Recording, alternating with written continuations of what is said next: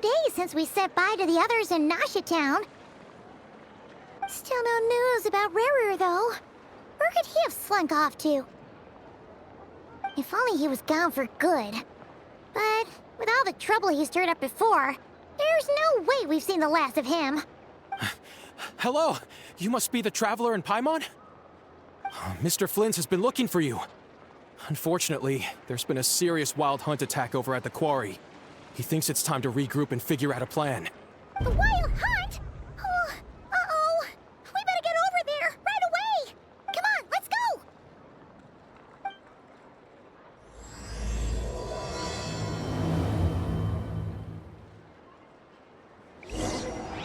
Well, that sucks. I accidentally and unknowingly triggered the Archon quest. And luckily, OBS was on and I was able to record right away. But yeah, without warning, they put me in the quest. And I hate when that happens, but hello and welcome to the quest. Archon quest Luna 2. Hidden in the Shadows, a nation that doesn't exist. Wild Hunt scratches. Everyone's here? Yo. I can barely sense any Kuvaki at all. This whole area feels like a soulless husk. Looks like his appetite truly is insatiable. As if the power of that energy cannon wasn't enough. He's not seriously still getting stronger? What's his endgame here? Ah, everyone's here already. Hey, we made it. So, what's going on? We've all been on high alert since we split up a few days back, expecting Rerir to strike again. But it's like he just vanished into thin air. No one has seen him nor found any trace of his presence. He's playing hide and seek. That is, until this morning, when a ratnik found signs of wild hunt activity while out here on patrol. As you can see, the Crystonite itself is physically intact, but the Kuvaki it contained is all but completely diminished. And we're sure that Rerir did this. Who else? He's the only one who could pull off a stunt like this. Kuvaki loss has reached critical levels. Rerir of Solnari set to maximum threat level. Uh-oh. Warning, unless de-escalation measures are taken soon, he will pose a threat beyond our ability to contain. The consequences could be catastrophic. Traveler, do you remember when we encountered Rerir just after regaining his body? Yeah? There wasn't a shred of sanity left. Nothing but madness and rage. He was already extremely dangerous even then. Yeah, didn't he shout out a bunch of names? Then he started raving about how nothing in this world mattered to him. Oh, Paimon gets chills just thinking about it. Oh, but the thought that he's still out there, lurking somewhere in Nod-Krai, waiting for his chance to strike? Oh, even chillier. Last time we fought, we were already at a disadvantage. If he has such overwhelming strength, why would he suddenly go into hiding? Yeah. Yeah, if I were him and I wanted more Kuvaki, I'd just take it by force. No point staying in the shadows. Maybe somebody convinced him to take a chill pill. Maybe Varka? Unless something went wrong. His whole resurrection thing didn't exactly go smoothly. The other thing is, how does someone who's completely lost their mind still have the wherewithal to cover their tracks so perfectly? Beats me. According to certain medical studies, insanity does not always entail a complete loss of rationality. It may be that he is simply living in a world of his own. That actually sounds about right.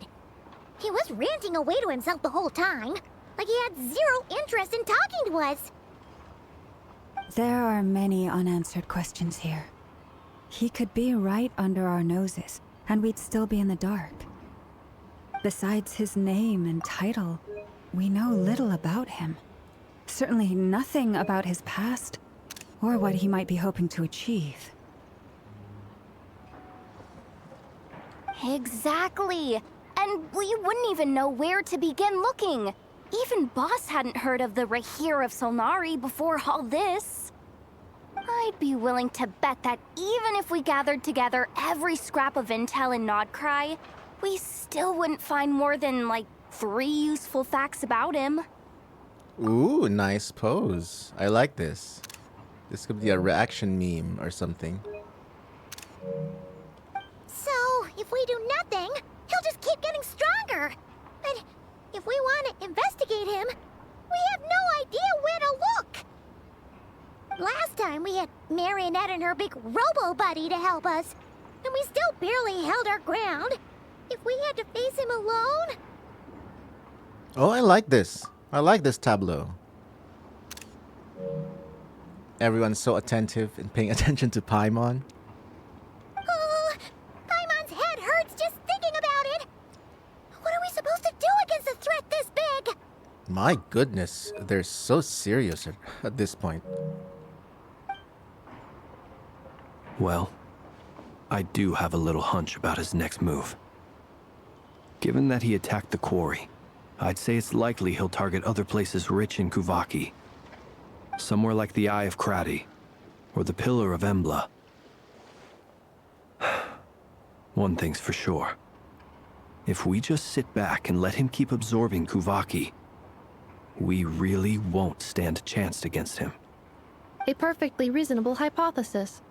However, it is worth noting that these 2 locations are quite far apart. To investigate them both, we'll need to split up. I agree, we should split up. Right now, Rerir's goal seems to be gathering Kuvaki, not fighting us directly. Once we're done, let's regroup on Hisi Island. Wait, why Hisi Island? Yeah. Why my spot? I want it safe. That's what she's thinking. If I recall correctly, your largest goddess statue was carved from Kuvaki-rich ore, was it not? That's right. Yes, it could well be a potential target of his. I should head back and start evacuating the pilgrims. Oh, this is a beautiful shot of Lama. I mean, every shot of her is beautiful, but this is extra.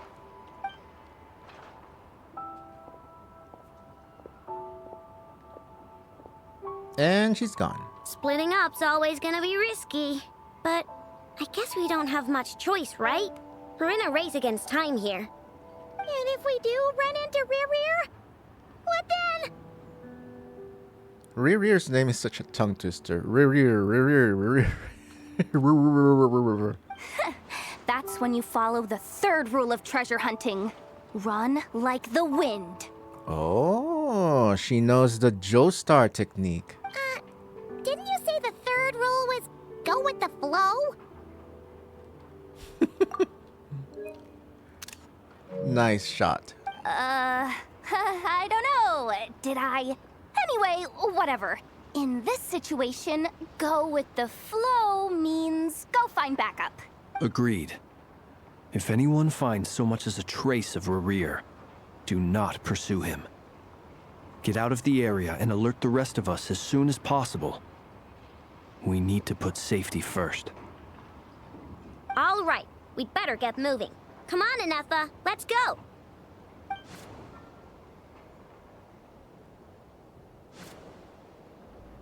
Ooh, cutaway edits. I like it. Saves time.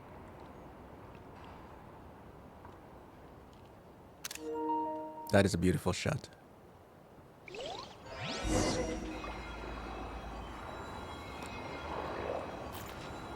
All right.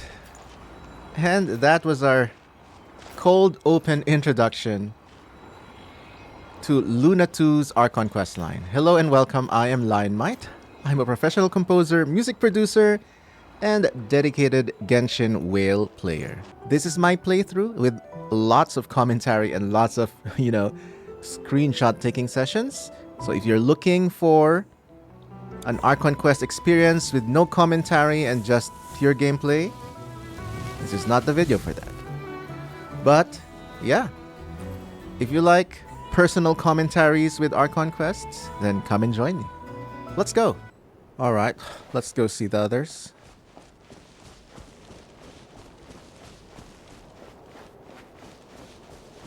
Hello. Yehuda, Llama, and Flins.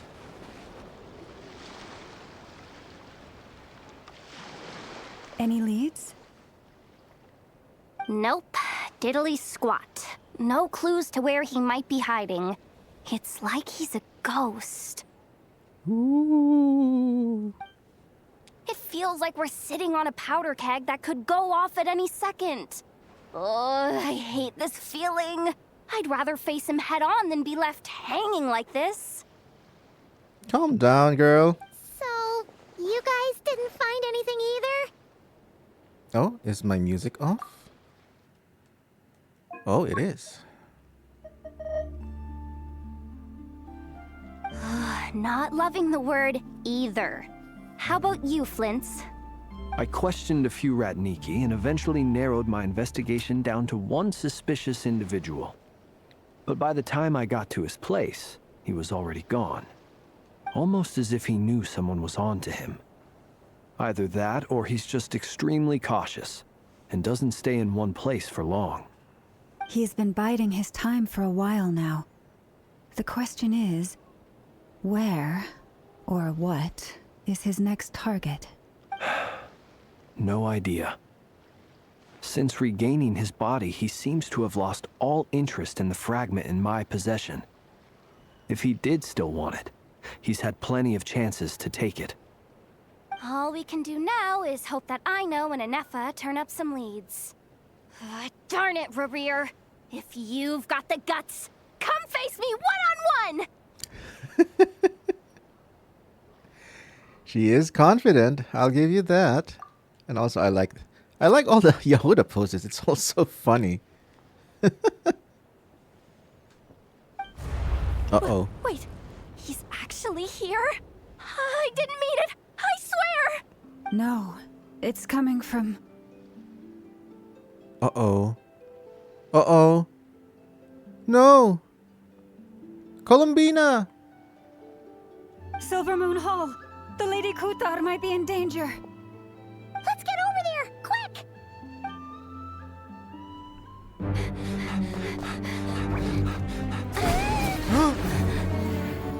Oh my goodness, they're in the thick of it.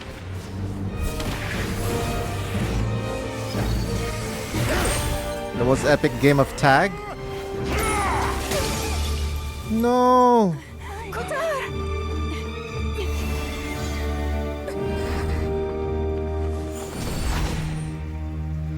Whoa. That was some Dumbledore shenanigans.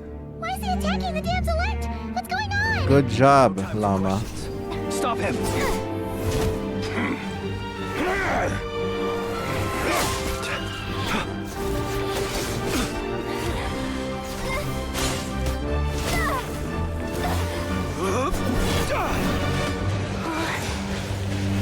This is insane.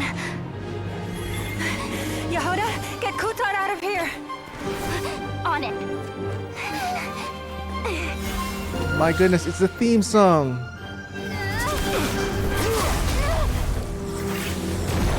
Oh no! Oh no, get them out. Feeble light has gotten you. Now you shall plunge into darkness. Felindus, soon I will find a way. Watch out!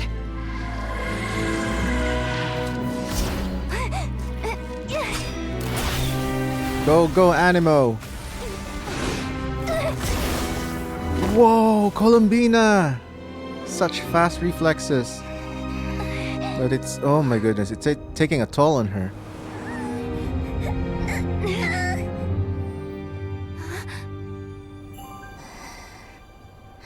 Get your grubs off my...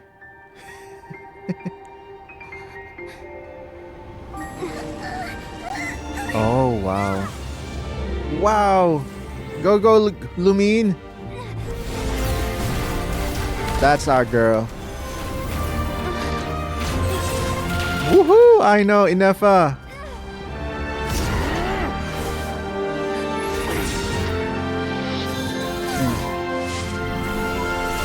She did it!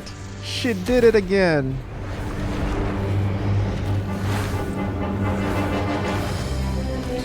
Teleported to safety, but oh no.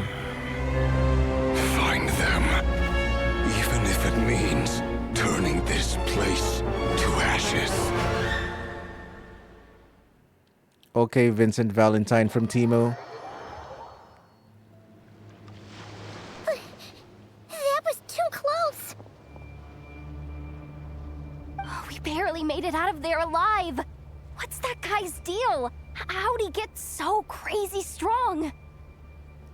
He's one of the 5 sinners, and that's probably wasn't his full strength. He's a threat to this entire nation. I doubt his strength could even be measured by conventional standards.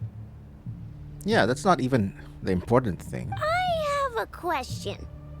When me and Anefa showed up, we saw him chasing after this lady like he wanted her dead. What was that all about? We weren't there for the whole thing either. They were already duking it out by the time we arrived. Yeah, we didn't see how it all started. It all escalated so quickly, we had no choice but to step in. Kutar, can you shed any light on the situation? Ooh, I like this shot. Everyone listening to Columbina. Yeah, yeah, yeah. Everyone is gonna be like this when her banner comes. All attention, all eyes on her, including mine. Kutar. Cross-checking database. I see. So you're the one that the Frost Moon Scions refer to as the Moon Goddess? Wait, she's the Moon Goddess? Oh, no wonder she looks just like all those statues. Ooh, I wonder where the timeline of the Selenic quests come with here. I guess it's independent? Yeah, I guess it's more like Easter eggs. There are many reasons why people might worship the moon, and just as many why they might despise it. Wait a minute. Is she not wearing her mask? Or maybe it's just from this distance? I've never met Okay, that she person is. before, but there was no mistaking his deep-seated hostility towards me. No. Why he holds me in such contempt, I cannot say. But since he hunts the power of the moon, it's no surprise that I am a target. The disrespect this guy has. Rerir, huh? Kutar. There are many potential motives. For instance, you help the traveler escape his grasp. This could be his way of taking revenge. It is also possible that he covets the Kuvaki inside you and seeks to take it for his own. The list goes on. Inefa is so smart. But right now, devising a counter strategy should be our #1 priority. The likelihood of this location being discovered is close to 100%. A counter strategy? We don't stand a chance against an enemy like this. Surely our only option is to run. He's not gonna chase us to the end of the world, right? So as long as we can sneak out of Nod-Krai undetected.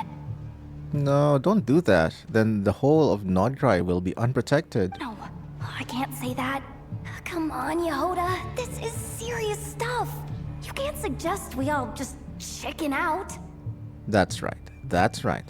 Running is our only option. What? No, not you too, Columbina. Huh? You seem surprised. But what other choice do we have? We are facing an enemy we cannot possibly defeat in battle. Well, I mean, yeah, but still. It's not too late. I can distract him, so you have plenty of time to make your escape. Wait, what? You're gonna act as bait? Doesn't that make sense? I'm the one he's after. There's no need for you to risk your necks on my behalf. No, no, no, no, no, no. A coyote doesn't stop for bypassers while it's howling at the moon.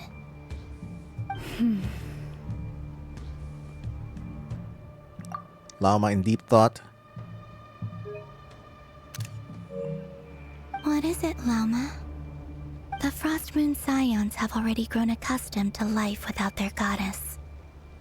My presence here is no longer essential, and this is not my home, so you needn't ask me to stay. We can't just roll over and let him get away with this. That's not our style. Yeah. See, Aino's making more sense. Yeah. We can't just call it quits after everything we've been through together. Besides, she'd pretty much saved my life back there. If I just ditched her now, I'd never forgive myself. We can't overlook that you have saved our lives multiple times now. To talk of returning the favor would be a little crass for my liking. But suffice to say that we are friends, and friends look out for one another. My goodness. Flint's coming in clutch. I didn't expect that. I'm so glad I pulled him C6R5 now. Rerir's true objective remains unclear. Even if we were to sacrifice Muskutar, there's no guarantee he would stop. We stand and fight no matter what. Yeah. But No ifs or buts. Kutar, I know why you left the Frost Moon Scions so long ago. It was because people started treating prayer as a form of trade. They commoditized the moon goddess? Oh, no, no, no. They would make self-centered wishes, force you to accept meaningless offerings in return, and then expect you to perform miracles for them, as if that were their entitlement. If it were me, I might have walked away too. But I believe that time can change everything, and that sometimes it takes losing something precious to appreciate its true worth. After much reflection, I've realized that this was never about whether the Frost Moon Scions need you. Any relationship based on need is purely transactional. What I truly hope is that you'll choose to stay, not out of obligation, but as part of our family. You were born here, and now you've returned. Who knows? Perhaps it was the moonlight that guided you home. Oh, I like this shot. It looks like her ult. Oh, I always get the closed eyes photo curse. Oh my goodness, I think this is the first time I've seen her eyebrows look so, distressed. thank you, Llama. But my power is on the wane. I'm afraid I will be of little use to you now. We'll find a way. It's our turn to help you now. Very well then. I'll do as you say. Both times you saved us, we were transported across great distances in an instant. Is that one of your powers as the moon goddess? I wonder if that has anything to do with her actual gameplay kit as well. It is, but I find it very draining. I barely managed to pull it off just now, and it will be some time before I'm strong enough to do so again. Ooh, lore explanation of a cooldown. Rejected by the world, my power is dwindling.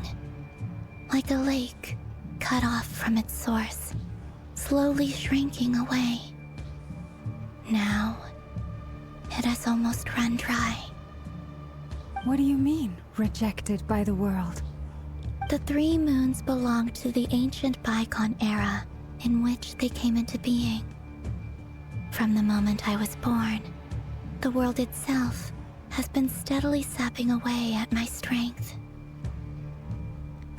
That's why we need the moon marrow to borrow the eternal moon's power. The 3 moons are not one and the same. As the goddess of the Frost Moon, I cannot wield the powers of the other 2. Yet moonlight has a way of blending together. Each can reflect the other's glow. So when our fingers touched, I was able to restore my strength by drawing Kuvaki from the eternal moon's marrow. But this method of recovery is painfully slow. If only we could find the...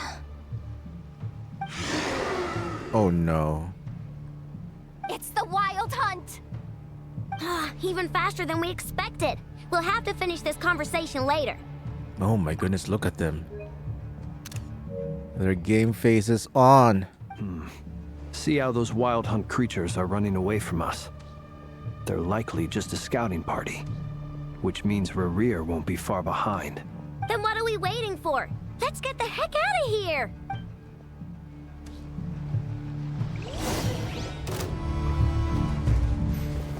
You on this? Look, the rainbow! Close your eyes. Beware the creatures of the night. Oh, you just keep coming! They gave me trial characters?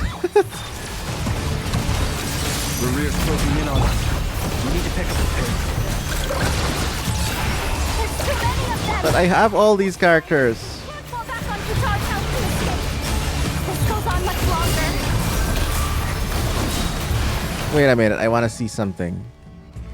Okay, this is my character, this is my character. Oh, 90 Aino, got it. Okay, okay, it makes sense now because my Aino and my Inefa are both 80.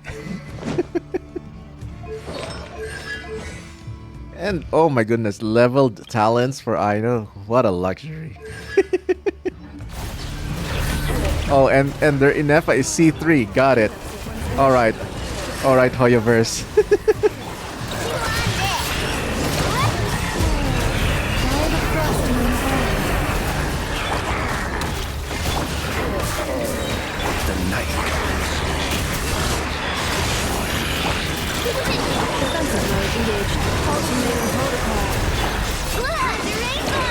This feels like an endless assault mode. You know what? I would like a mode like this, kind of like Vampire Survivors in Genshin.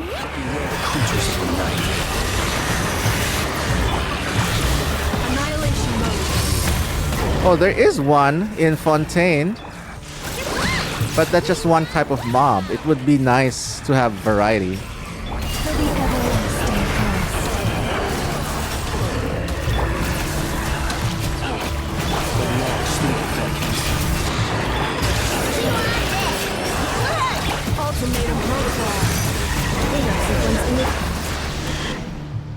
Yeah, it would be nice to have a mode like this. Endless mob, endless hordes in with variety of monsters. Oh, here he comes. Oh my goodness.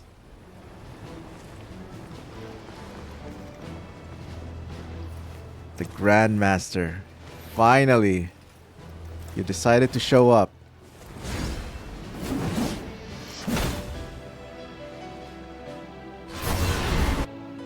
Full or a farming mode, huh? What's the matter? Bit off more than you could chew?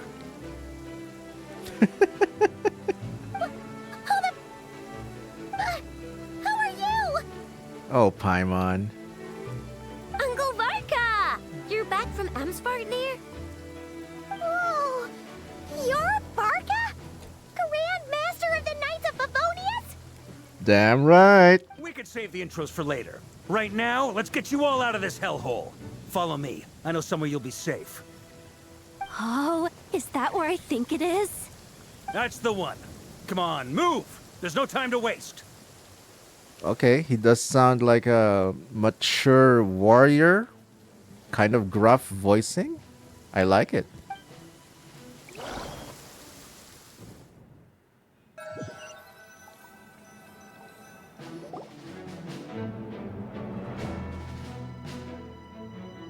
Wow! Where are we? This is so well hidden. Well, that goes without saying. This is the Knights of Favonius' meeting place in Nod-Krai, and a contact hub for the Northern Intelligence Network. The Northern Intelligence Network. AKA, the black market of intel. No matter what faction you're with, it's the place to buy and sell information. Their headquarters are in Nod-Krai, but they've got contacts in every nation.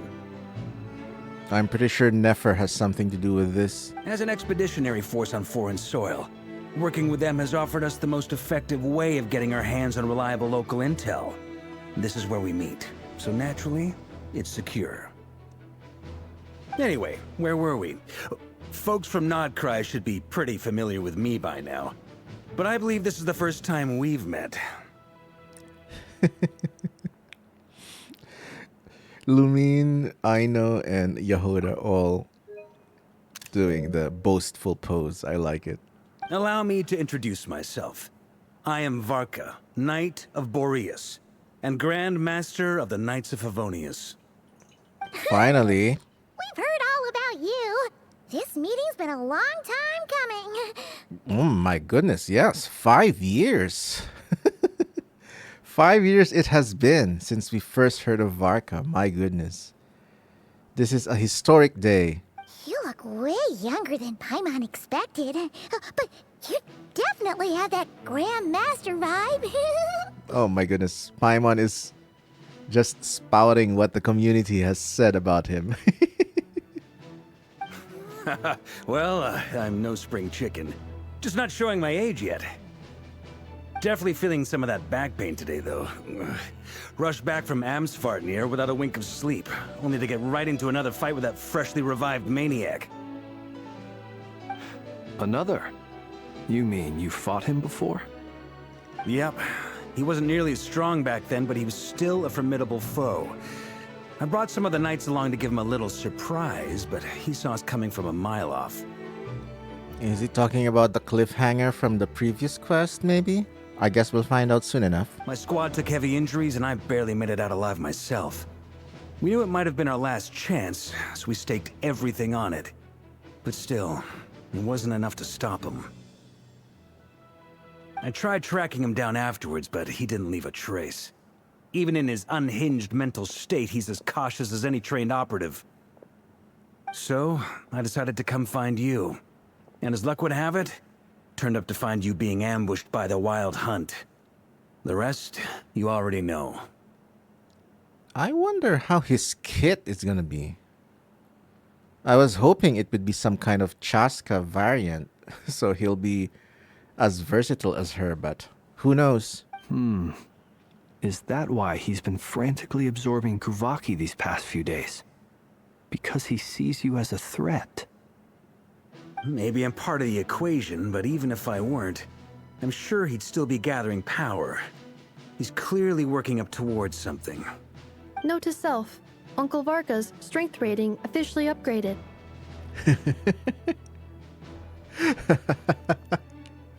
Oh my goodness, Inefa is like Speedwagon in the JoJo series.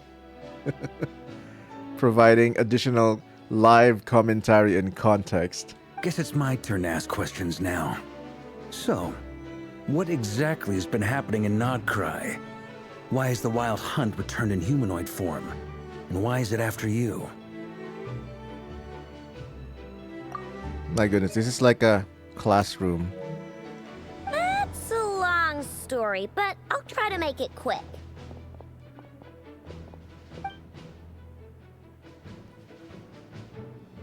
Wow, I had no idea so much had happened. Sounds like you guys have really been through it. So, the Kutar is actually a Fatui Harbinger. And all this Wild Hunt activity in Nod-Krai is the work of the Rerir of Solnari, one of the 5 sinners. That's former Fatui Harbinger to you, Mr. Grandmaster. That's a lot to take in. Need some time to wrap my head around it all. I'm truly sorry, Mr. Varka. You stood with us against the Wild Hunt and did everything you could to stop it from escalating into a full-blown catastrophe. And then, the one time you're away, it all comes to a head and all your hard work gets undone. I wonder if the Wild Hunt is one of the big reasons why the Knights of Favonius' presence is in Nod-Krai? You've got nothing to apologize for, Miss Moonchanter. You can plan 100 steps ahead and still slip up. That's just life. No one knows what tomorrow holds. You can't predict which way the wind will blow next. And, to be perfectly honest, I can't say I'm surprised. For all the times we've defeated the Wild Hunt in the past, we've never been able to completely wipe it out. Turns out, we were just delaying the inevitable.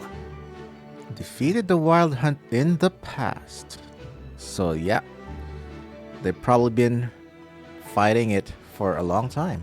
Maybe. But now that a new variable has come into play, fate may well take a different course.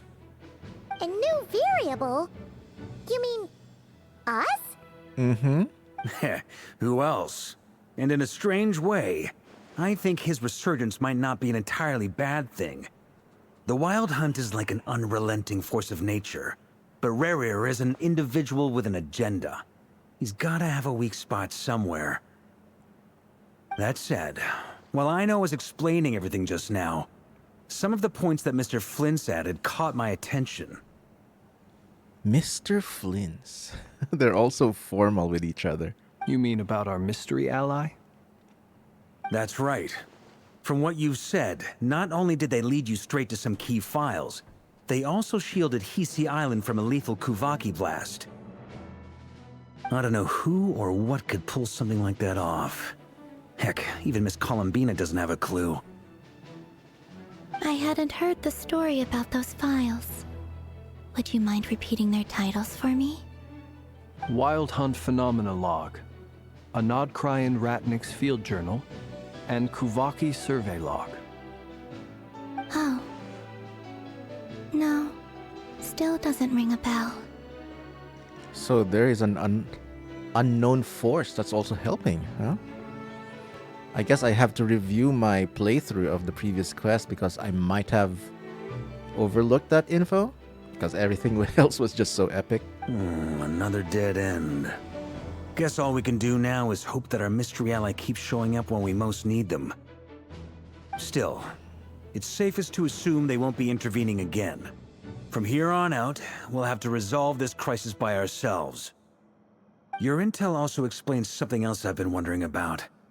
The reason I led my team to Amsfarnir was because we'd had reports about a possible source of the Wild Hunt showing up there. But once we looked into it, it turned out to be a red herring. I don't know who was behind it, but clearly, it served its purpose. It was a bait, a diversion, probably. I doubt it's by chance that he happened to make his comeback while my attention was diverted.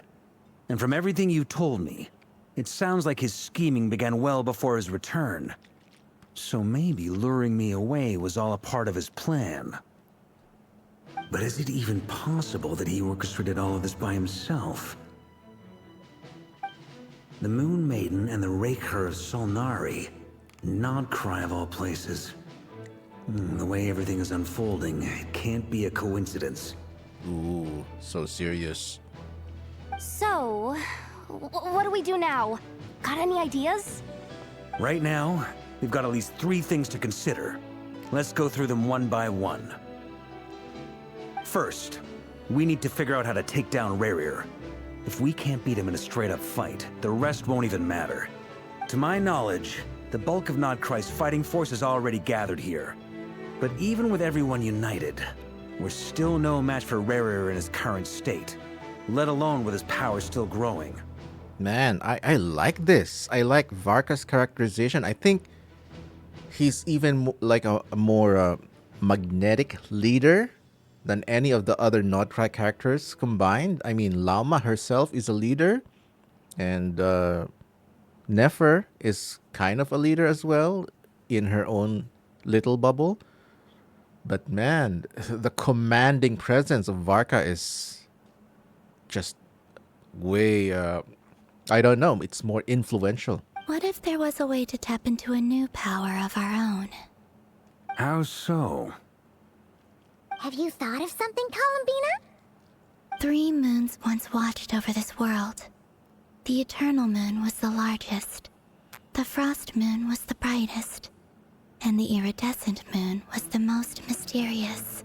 They say that back then, the 3 moon goddesses wielded immense power.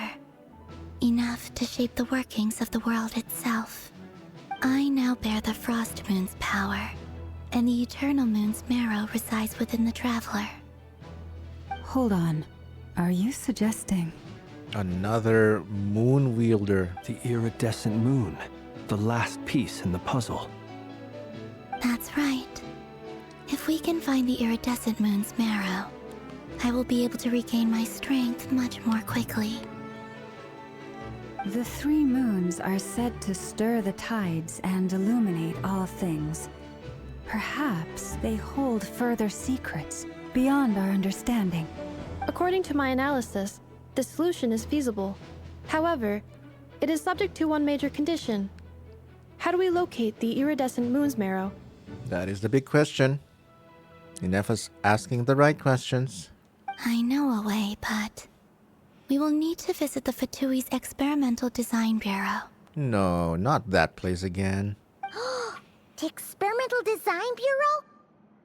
Are you saying we need to involve Marrionette? Okay, now you got my attention. I do like Marrionette. Yes. I must speak with Sandrone. It's a long way from here to the Experimental Design Bureau. There's a high chance you'll be spotted. You shouldn't go alone. Then that's settled. Next up, our second priority. Somehow, we need to figure out Rerir's end goal.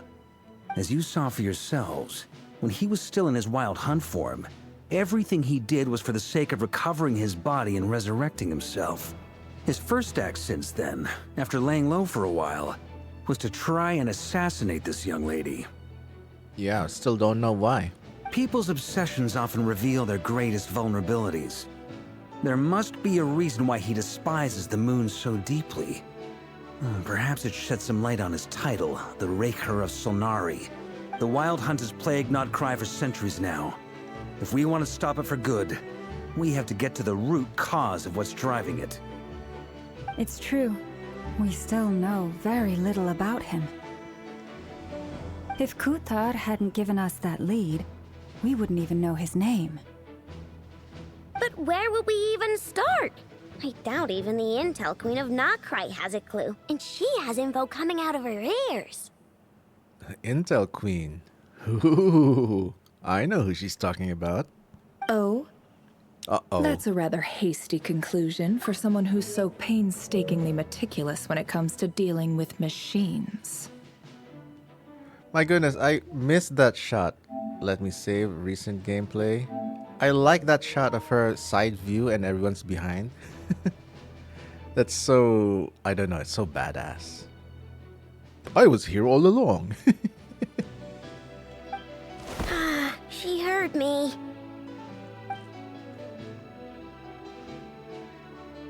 It's my turn now. Boss!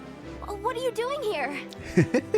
I'm now asking myself the same question. I received a letter from a humble knight of Favonius, requesting a meeting to discuss a major business deal. But it looks like this humble knight had something else in mind. Details, details. Miss Nefer, the important thing is that you've arrived at the perfect time. Since his failed ambush, I've been racking my brains trying to come up with a plan to fight Rerir. Given the severity of the situation, I think it's fair to say that our only chance lies in uniting as one. And I'm talking all the factions in Nod-Krai. Yeah. If there's one person who can unite everyone, I guess it is Varka. We can't do this without the Curatorium. But I knew it'd be a tough job to win you over. So, I took the liberty of reaching out for a little chat. Wait a sec. How did you even hear about this place, Nefer? Oh, it's Nefer. Didn't you say this is meant to be the Knights of Favonius' meeting spot? And a contact hub for the Northern Intelligence Network?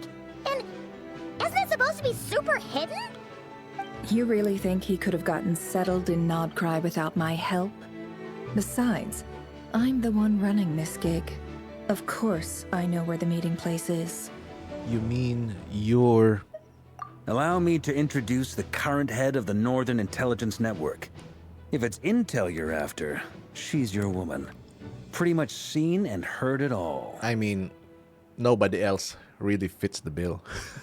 Please spare me the flattery. Let's cut to the chase. Seems like you've run into some trouble, huh?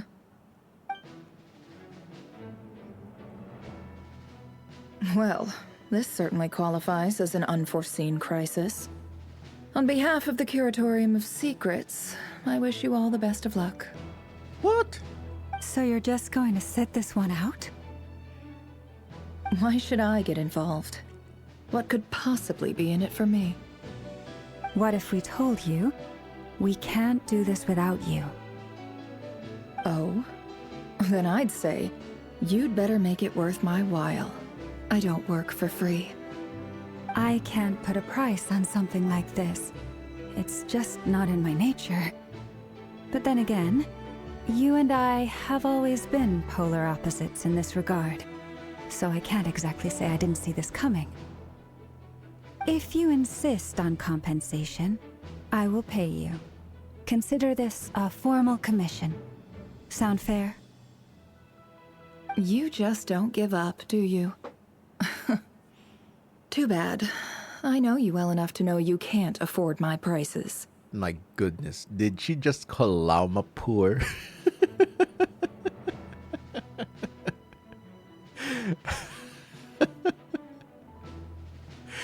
My goodness, they're so opposite of each other's personalities. I can't believe they're best in gameplay team. The riskier the job, the more it'll cost. And a moon chanter's stipend isn't exactly generous. Unless you're planning to start passing the donation box around among the faithful. Nice shot. Boss, just a thought. If they come up short, maybe you can take the difference out of my next few paychecks. Ooh, my goodness, Yahoda. Things got really dangerous during the fight with Rerir. If this girl hadn't saved me, I'd be ley line fodder by now. I'd be gone for good, boss. If there's any way we can make this work, I'd really like to help her. Please? I'm begging you. Come on, Nefer. This is why I'm always telling you never accept favors. They are the hardest debts to repay. You have to be careful who you get involved with, or you invite all kinds of misfortune. Very well, Yehoda, I will help. But just this once. Don't count on this happening again. Flynn's, that fragment that Rerir was after, do you still have it on you? Of course. Let me borrow it. I need it to follow up on some leads. Wait, you actually have some leads? Shh. This is top secret information. Uh-oh, my goodness, this pose. Oh my goodness. It's making me feel feelings. I get it. We all have things we'd rather keep to ourselves. Plus, I know we can count on you, so we'll leave the intel gathering in your hands. And that brings me to the third and final item. We need to find a way to distract him. We need time to make our move, so someone will have to stall him. I'm in for this part, no matter what. Anyone coming with? Count me in too. Come off it, you two. Quit playing heroes. I'm way ahead of you here. And Nefa did a scan of the Moon Goddess's Kuvaki signature, and we're gonna use it to make some decoys over at the Kramkake craft shop. Anyone who's in, follow me. Smart, I know. Once they're ready, we'll deploy the decoys across Nod-Krai. So as long as the rest of you keep moving, he won't catch on to your scent and won't be able to track you down. I like it. Genius idea. No biggie. All right then, we'll split into 3 teams. Once your team has finished their mission, return here and wait for the others. Dismissed!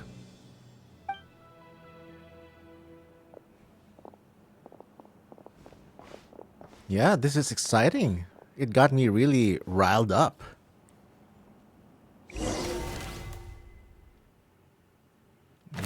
got a mini game out of it. Oh, nice drawings. Lower right. Uh-oh. Lady Damselette. Wait. And you two? What are you doing at the Kuvaki Experimental Design Bureau? Shh. We've been doing our best to mind our own business lately. But if you're just gonna waltz up here like this, you're seriously pressing your luck. Don't blame us for doing what we have to. You're just You really Fatui. think that's gonna scare us off? Nope. We're not looking for any trouble. I just want to see Sandrone. Do I need to remind you that you're still a wanted fugitive for deserting us? Shut up. You're just an NPC. Out of consideration for our former ties and the crisis we're all up against, we'll let you leave in one piece. But don't even think about trying to get inside. Let them in. Huh. Serves you right. Stupid, rude Fatui. I hate Fatui, by the way. With a few exceptions, I really hate Fatui. They're just brash, arrogant pricks. But... Are you going to make me repeat that? no, my lady. See? You're just subordinates. Shut up. Sandrone seems to be in a good mood. Must be maintenance day.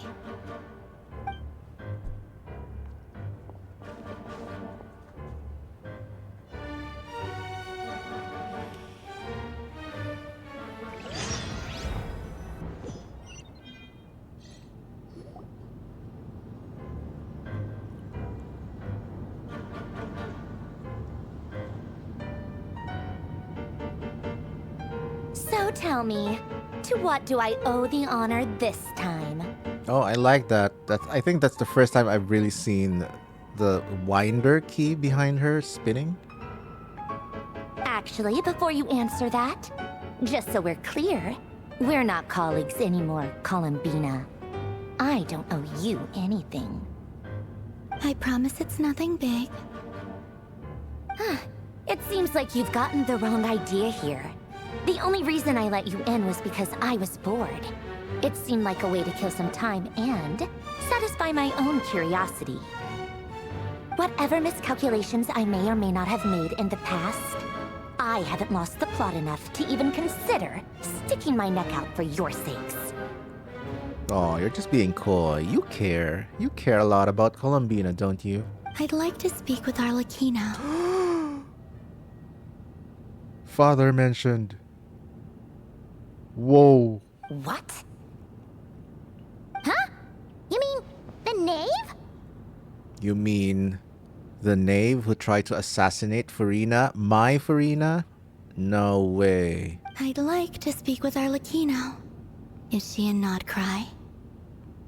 No, she's not. Once the work on this facility was completed, she went back with the rooster and Regrator. The only ones in Nod-Krai are me and... What is it you need to speak to her about anyway? Rerir is hunting me. If I'm going to face him, I must first retrieve the lost moon.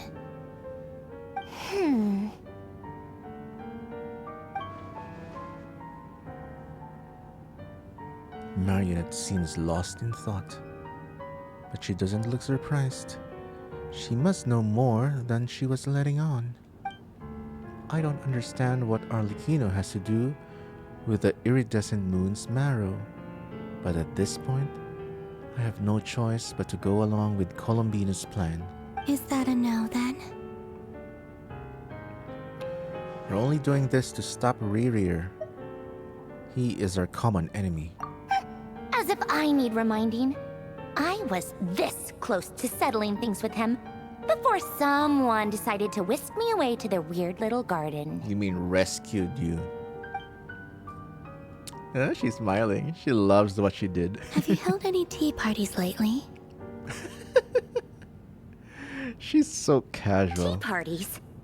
Yeah, obviously.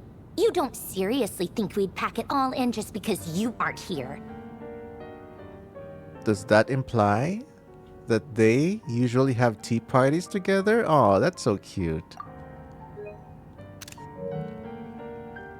If anything, they've been more eventful than ever.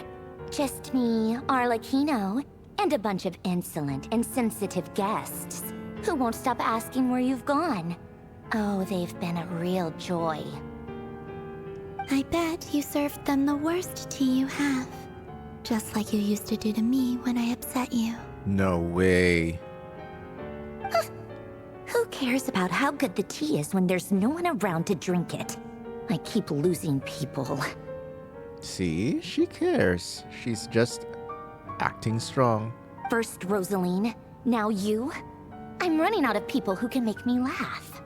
Honestly, what could be more ridiculous than the multi-centenarian goddess, who's only ever had the plain herbal tea she received as offerings? You'd always brew a different type of tea for me each time. Was it really just to see how I'd react? My goodness, are we really talking about tea?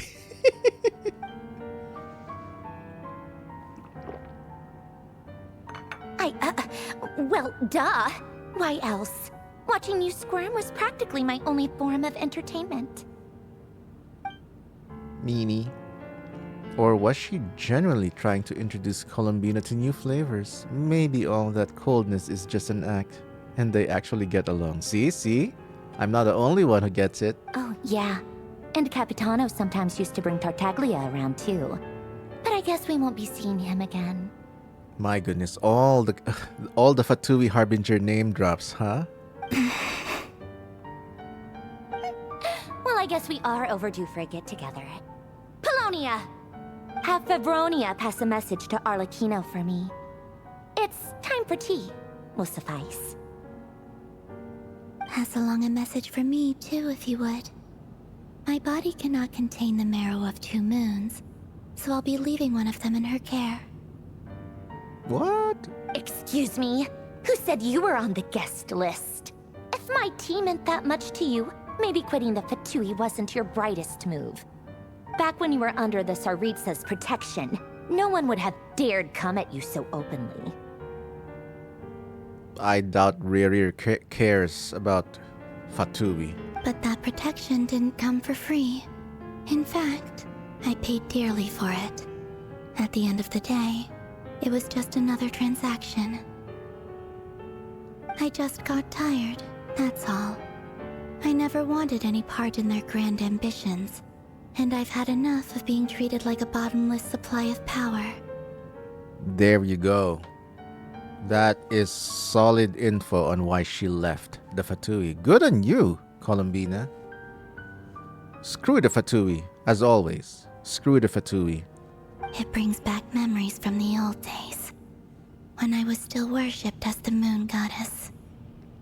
Centuries on, it may be a different group of people, but I see the same greed in their eyes. I figured you'd leave eventually.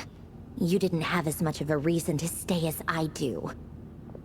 The Tsaritsa gave you shelter and protection, but that was it. Nothing more, nothing less. Meanwhile, the Fatui demanded everything from you in return, until it was more than you could bear. That's what she just said. You're just repeating it. I get why you left. And frankly, I have no interest in dragging you back just because the higher-ups told me to. See? She cares a lot. My goodness, Marrionette. Just admit it. But if you keep hanging around with this riffraff, the next time we cross paths, we might be enemies for real. What riffraff? Fight me. She says that, but she's the one who just caved in and agreed to help Columbina. See? See? We see through your coldness. It's fake.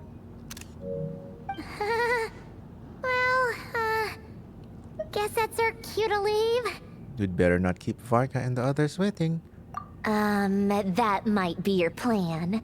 But it sounds like someone else wants you to stay a little longer. Mm-hmm. Huh? What do you mean? Listen.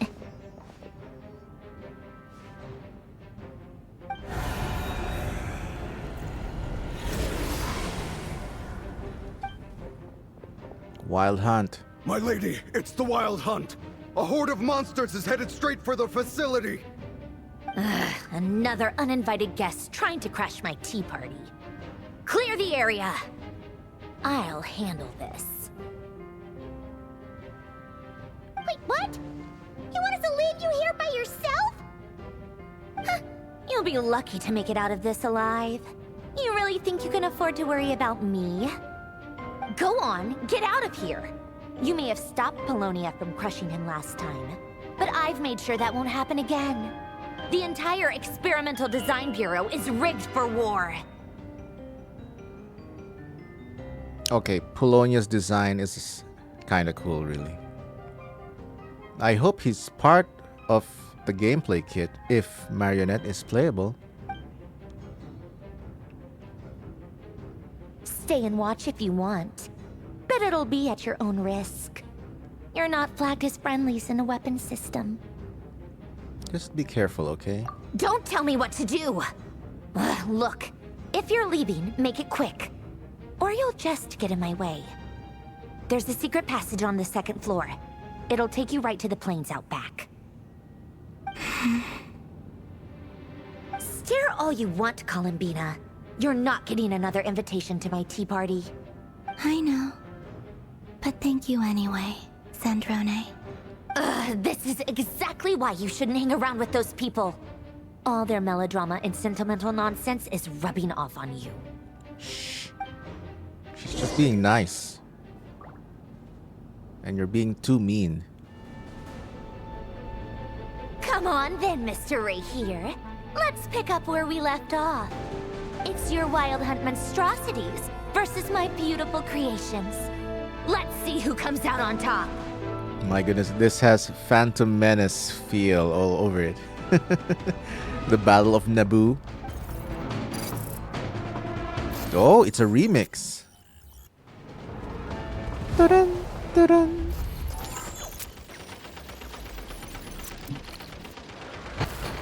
Ooh. OS up. Oh, we're controlling it? Okay, nice.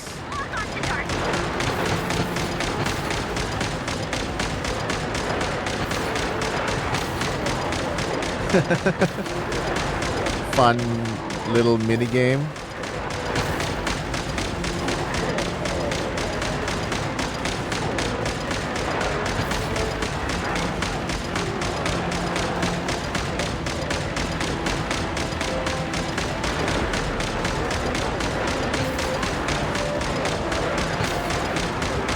Oh, there's a bigger guy. Come at me, bro.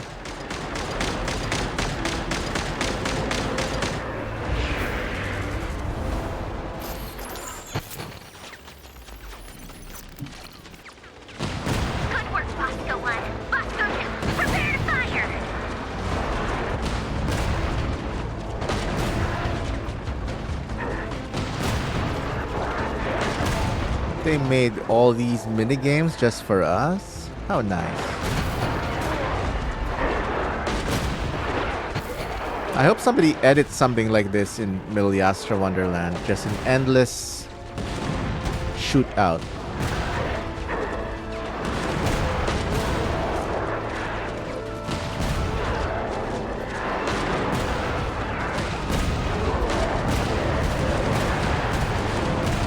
Oh, there's no cooldown for the shoot button.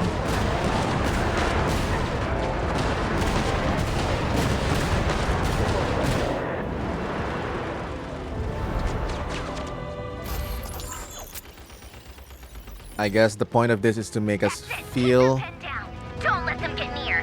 the magnitude of the chaos, huh?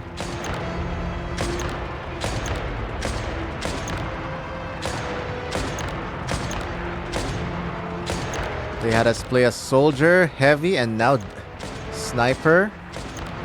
Or I think it was demo man. Hey, are these TF2 modes? Headshot.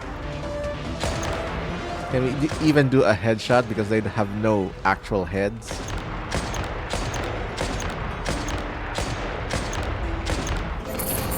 Rotate out. Deploy all backup units. Get in there and hold the line.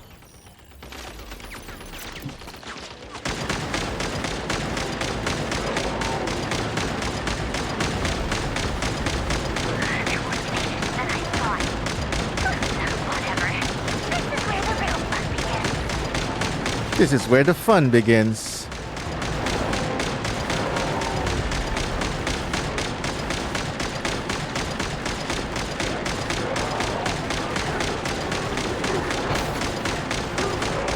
Oh, they're a little bit going out of my range.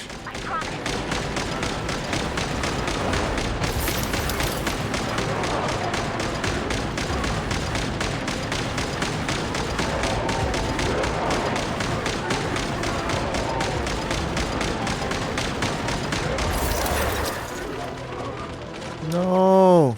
Finally, the Rerir himself. Time to... Huh? Where'd he go? Uh-oh. Oh, it's scripted. Gotcha.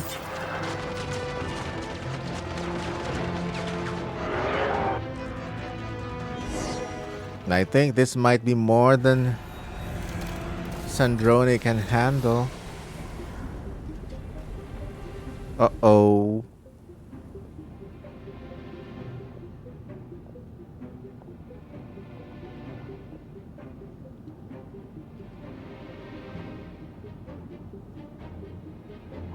Polonia, get him!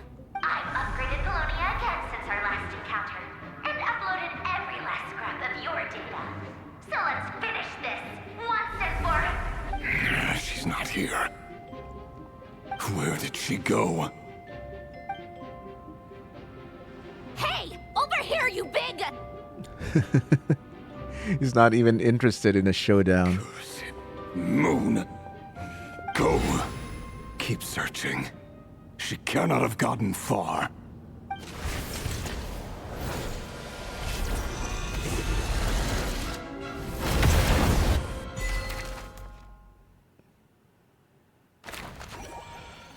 Meanwhile...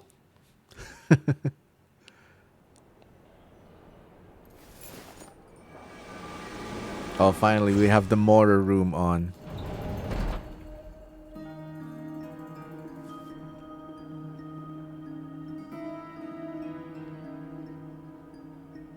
So this is your method for investigating Rerir's past? It almost looks like some kind of ceremony. Yeah, some sort of Sumerian ceremony. Maybe consulting the Irminsul? Good deduction. But it's quite a different affair from what you're used to with the Frost Moon Scions. Whoa! First time I've ever been in here. Boss always said it was off limits, so I pictured some kind of creepy dungeon. But it's actually kinda nice. Oh, I guess this must be Sumero decor? That's where Boss is from. And that nice shopkeeper who sold me my treasure compass. Dory. She's talking about Dory. I'm not sure exactly what you've got planned, but it looks like you're all set. When do we begin? Whenever we wish. But for some reason, I've got a feeling this isn't going to end well. I've never faced Rerir myself, but from what you've told me, his power is beyond anything I could imagine. I, on the other hand, am just an ordinary businesswoman.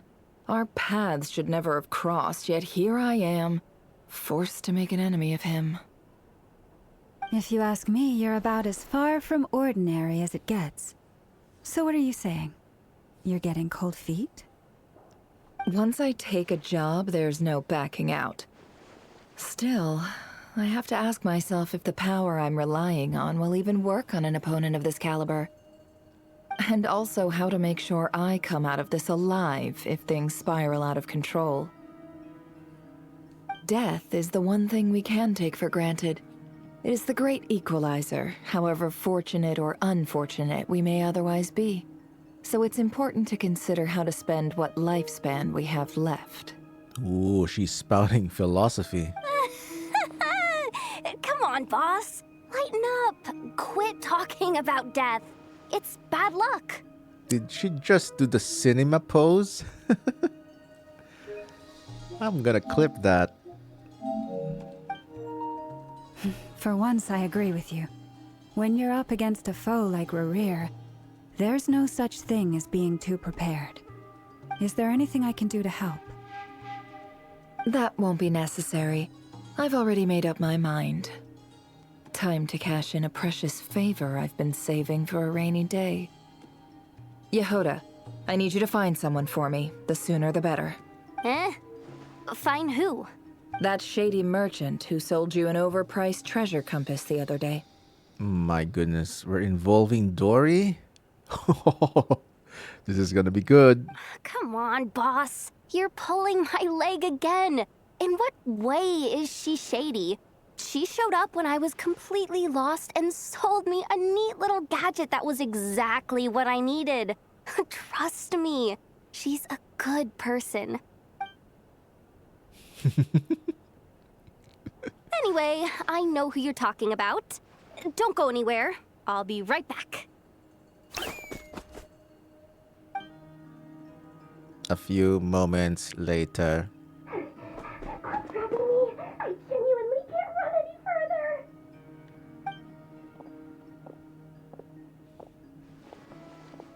Hey, aren't you? What is it? What's the big rush? You dragged me out of a dream where I was literally swimming in Mora. I'm charging double my usual attendance fee. My goodness, Port Ormos. Port Ormos music. This is so good.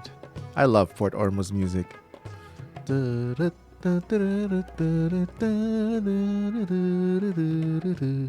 See, look how easygoing she is. After that rude awakening, she could have completely snapped at us.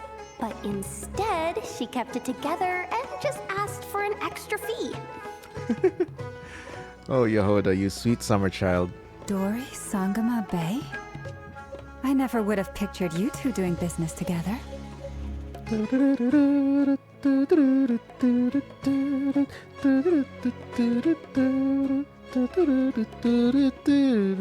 Oh my god, I love this theme. Any Port Ormos enjoyers in the house? Let me know in the comments.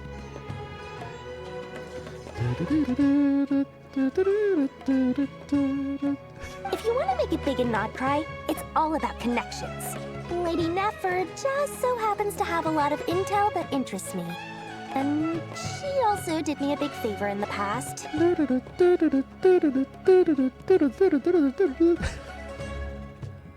It was back when I first arrived in Nod-Krai. My trusty assistant, the genie in my lamp, had an adverse reaction to the Kuvaki and fainted. And when you know it, that's when I suddenly find myself in a life-or-death situation.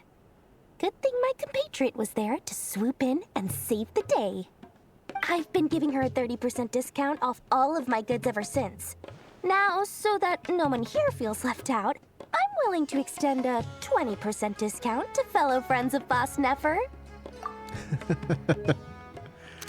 Alright, I used to be annoyed with Dory, but ever since her interactions in Nod-Krai, she's, she's growing on me. And she's also kind of funny in that anecdote with Kirara. Oh, no. The anecdote with Sayu. With a growth potion. Plus, any other friends you send my way will enjoy 10% off. What can I say? The great Lord Sangamabe is nothing if not generous. So, let me guess. You've run into some trouble? I've got everything you could possibly need. And the more you buy, the more you'll save. You guessed correctly. What have you got in the way of survival gear? The one type of gear I've never been short on. What are you looking for? A jetpack fresh from the Academia's labs? An ancient suit of armor dredged up from the bottom of the sea? Jetpack? And Remurian armor? Ooh. At the very least, I need to know what kind of opponent you're dealing with here. If even you're worried about staying alive, it must be pretty serious. What if I told you it's someone with the power to bring a nation to its knees? Is that so? Then we really are talking top-shelf treasures. I don't have anything like that in stock right now. I'll have to ask my supplier. Your supplier? a powerful woman, make no mistake. I can't reveal her identity, but luckily for you, I hear she's planning to visit Nod-Krai in the near future. If you're willing to wait, I can ask her when she's here. Can't say exactly how long that'll be, though. Powerful woman. Probably Skirk? Then, let me put it another way. What would you do if you encountered an enemy like that? Roll over and serve yourself up on a silver platter? Of course not. I have a handy little trinket from one of my generous suppliers, which... Hold on. What exactly are you getting at? No, no! This is for my personal use only! Let's just say I'm borrowing it, all right? Just for insurance purposes. You'll get it back later. Favors are the worst kind of debt to owe, and now you've got a chance to repay one. A win-win situation, don't you think? Fine. You can borrow it for 5 days. No, make that 3. And for every extra hour after that, I'm charging you 1,000,000 mora. Deal? Deal. Oh, it's nothing for Nefer. Nice angle. What a way to start the day. Now, was there anything else you wanted? Or can I go back to bed now? Is this something to do with the genie? That will be all. Take care now. Don't trip up on your way back, friend. See you later! You're my favorite shopkeeper. Yehuda is a fan. Oh my goodness, this interior reminds me of Al-Haytham's house. Excellent. Everything is well and truly ready. The ceremony can now begin. Are they summoning Lilupar? King Deshret, maybe? Some old Sumerian god? I'm curious. After initiating the ceremony, your minds will follow me wherever I go. You will see many strange things in your mind's eye. Are they gonna do some sort of seance? So remember, don't be frightened, and don't make a sound.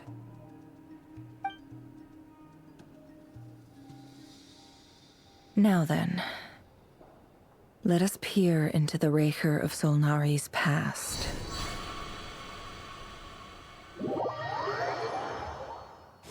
Flashback. I made it. I don't recognize this style of architecture. Must be Conrian. Looks like some parts of the chasm, so yeah, Canrian maybe. Simple furnishings, table and chairs. It's a more ordinary house than I might have expected. Oh, this looks like Enkanomiya as well. Looks like the fearsome Rerir of Solnari came from surprisingly humble beginnings.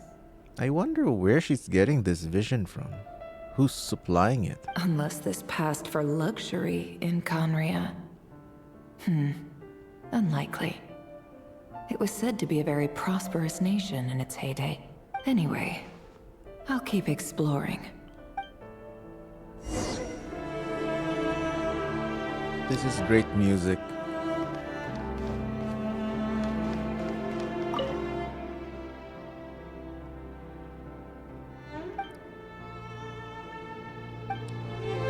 Comfortable life.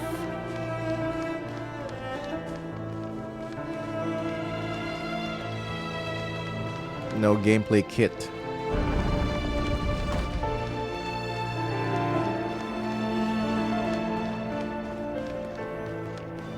Something open?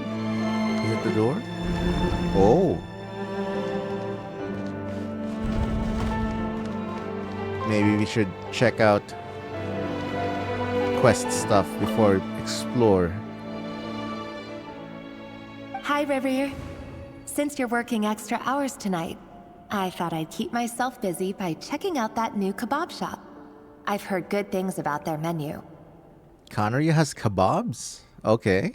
I'll test it out, and if it's as good as everyone's saying, let's go back together sometime.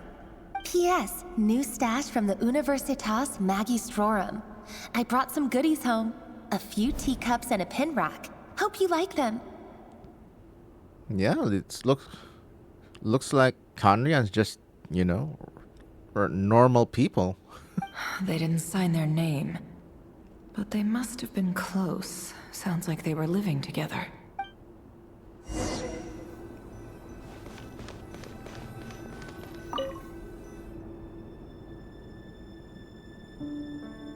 I went over to Joseph's for drinks today. They have a fine collection, but I went alone. Felindis was tied up with something and couldn't make it. Joseph asked why I came alone, but I didn't really have an answer. He then went on to ask about other things. If you ask me, someone who asks that many personal questions is too nosy for their own good. But if he invites me again, chances are I'd still go. Felindis. That's the same name Rerir mentioned. Grain imports keep falling. If things don't pick up, we'll soon be back to meat and mushrooms only. Grain imports? Looks like there's some sort of farmers. Honestly, I'm not a huge fan of that new type of mushroom everyone's been into lately. Didn't it start out as a lab-grown variety? I heard it's even mildly corrosive. Seriously, why would you even eat something like that? I don't care if it's an impressive feat of alchemy. That just isn't the kind of thing I like to eat. Grain has to be imported, and they're eating a diet of mostly meat and mushrooms. Could it be because Conria is underground, so it doesn't get much sunlight? That would explain why they use so much stone in their buildings. More Conria lore drops. They even use alchemically modified strains for food. Seems like the people of Conria don't have many options when it comes to dining. I've just about saved up enough now. Time to buy it and keep it somewhere safe. Making a big purchase. I wonder what it is.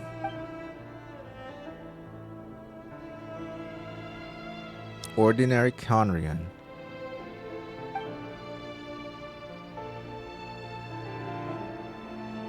He really is a professional. No wonder he's so good at covering his tracks. Despite what he's become, it seems like he's retained certain habits, at least in this regard.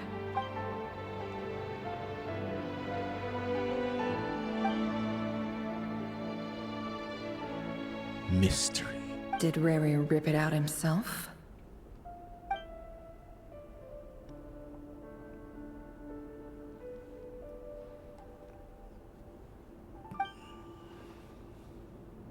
Fine charcoal pencil on the desk.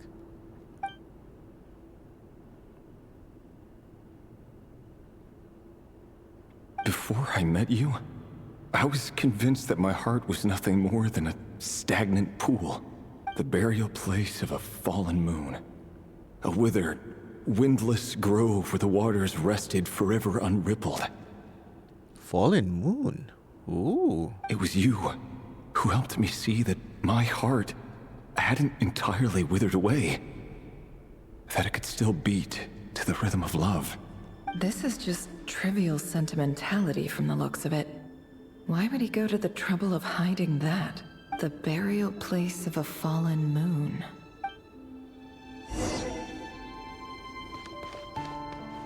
That's what also caught my attention. Fallen moon. Rerir, over here. What? Dainsleif? Dane! Oh, and, Vedaflin here? My goodness. What a surprise to see you here, sir. All the Star Wars parallels are pretty much more and more happening. He looks like Anakin Skywalker in the second movie, episode 2. Hello there, Rerir. You need not address me so formally outside of court. No, actually, episode 3, Revenge of the Sith. He doesn't get that much free time, so I invited him over for a drink. Even the court prophet deserves a break every now and then, right? Thank goodness Dainsleif is voiced again. Well, I'm flattered. So, what are we discussing today? Hey, don't look at me. As far as I see it, we don't need an excuse to have a few drinks. Come on, don't give us that. Didn't you say you were about to pop the big question? How's that coming along? Who'd have thought the great Twilight Sword was an even greater gossip? I just didn't expect you to be the first one to settle down and get married, that's all. Yeah. If you told me that a few years ago, I wouldn't have believed you either. My goodness, they are just drinking buddies. So, are you planning to come clean about your job then?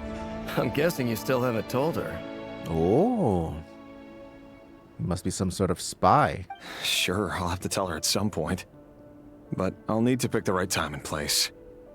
To be honest, I have no idea how she'll take it. Come on, stop being such a pessimist. For all you know, she could be thrilled. I bet she'll be much more impressed by your actual job than the one she thinks you're doing now. A member of the King's Guard. Quite the cover story. Does the king himself even know? Of course he does. Anyway, enough about me. How have you been? Me? Same old, nothing much to... Huh? What's up, Ved? It's nothing. Vedifulnir, Dainsleif's elder brother. Renowned throughout the court of Conria as the Visionary, and said to possess a wisdom far beyond the reach of any ordinary man. And also one of the sinners, like you. And yet, despite the gulf between us, he seems to have something to say about me. Does he even know me? Does he see me as a friend of his brother, or just another of the Vinster King's blades? Why did he react so strongly? Was it really to do with what we were talking about? Brown, curly hair and brooding blue eyes. So this is what Rerir looked like back in the day. Perfectly normal. No different from anyone else. As frightening as this monster is in the present, there's something even more unsettling about seeing the human he used to be.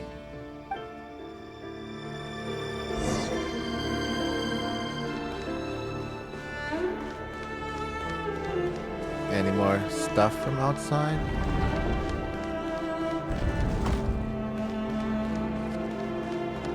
Ah, I see. I guess we'll get there later.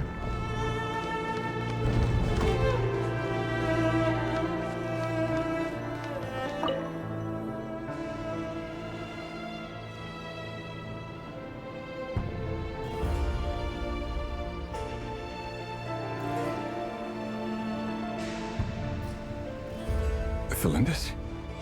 You're back early. Ah, there she is, the NPC.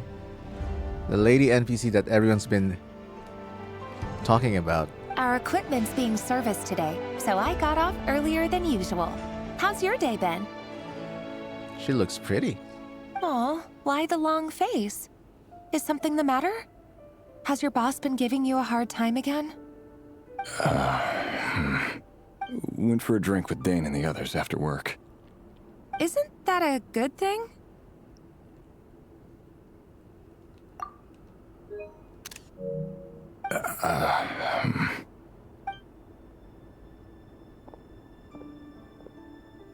Vedifulnir showed up today too.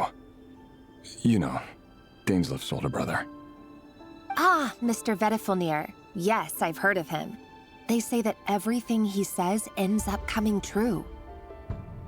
He overheard Dainsleif mention that I'd recently proposed, and seemed to have an issue with it. But when I asked what it was, he kept it to himself.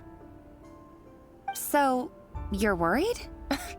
You can be such a child sometimes, Rerir. We're nobodies. Why would the Visionary be concerned about us? I'm sure someone in his position has much bigger fish to fry. Maybe you're right. You worry too much, Rerir. We've been together for ages now, and everything's been going so well, has it not? You've even proposed to me. So, you do remember. Tell me then, What's your answer? Like I said, I need some time to decide. You can't just rush into things like this. We may be nobodies in the grand scheme of things, but if we want things to work out, we've still got to plan ahead. All right. Take your time. Just don't keep me waiting forever. Nobodies. Sounds about right. In the eyes of people like Vedalfnir and Dainsleif, what do we matter? Can someone whose gaze is so fixed on a far-flung future even see the present clearly? Besides, the dynasty's fate rests with the king and his inner circle. Whatever I do, it won't make much difference. Meanwhile, every idea they come up with and every decision they make, it affects everything. These days, the king is lost in his research, and the purge of the Crimson Moon bloodline grows ever more intense. Purge of the Crimson Moon? What? The opposition tried to speak out, but nothing came of it. And I'm under no illusions as to why. Because we eliminated them and got rid of their bodies. A man can have 1,000 reasons to carry a sword, but there are few good excuses to use it. Yet the king has never even considered a gentler approach, and he never will. What becomes of someone who kills on another's behalf? Can he ever find true peace? So he's an assassin for the king.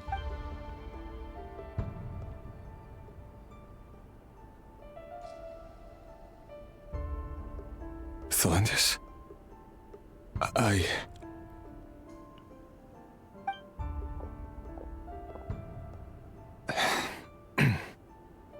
It's nothing. You were right. Fate has never smiled upon nobodies like us. But by the same token, it's unlikely to bear a grudge against us either. There's no reason we can't keep living happily together, cherishing the simple joys of each day as they come. See? You just need to stay positive, Rerir. I can feel your warmth, your breath. You're right there, right by my side. Just seeing you makes me happy in a way I can't explain, and that's something that no one could ever take away from me. So smile, my love. Let go of that frown. You're right, Thelindis. I've just been overthinking things. That's better. Getting caught up about things like this will only ruin our evening. Speaking of which, all set for the ball tonight? I need to go get ready. You go ahead. I just have a few things to take care of, then I'll come join you. Even busier than the big shots, huh? Fine, I'll go get started. But don't be late. If you keep me waiting too long, I won't be a happy bunny. Relax. I'll be there. Seriously, though, you drive a hard bargain. You're really gonna leave my proposal hanging and still expect me to take you to the ball? Well, that goes without saying. I already told everyone I'd be coming with a dance partner. Besides, they're two completely different things. Let's take it one thing at a time, all right? She's doing an actually pose. All right. White outfit it is. It seems like Rerir was deliberately hiding his ties to the intelligence services by giving the impression that he was just an ordinary member of the Venster King's Guard. He clearly doesn't want his would-be fiancée to know about his other life. Then again, that's hardly surprising. People in the intelligence trade rarely do. She would know. Who'd have thought we were in the same line of work? She's smiling. Let's dig a little deeper.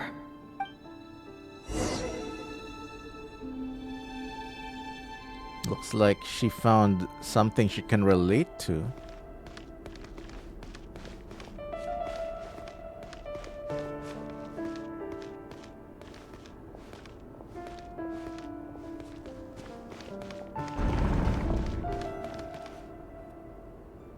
Our last operation was a resounding success, and all thanks to you, Rerir of Solnari.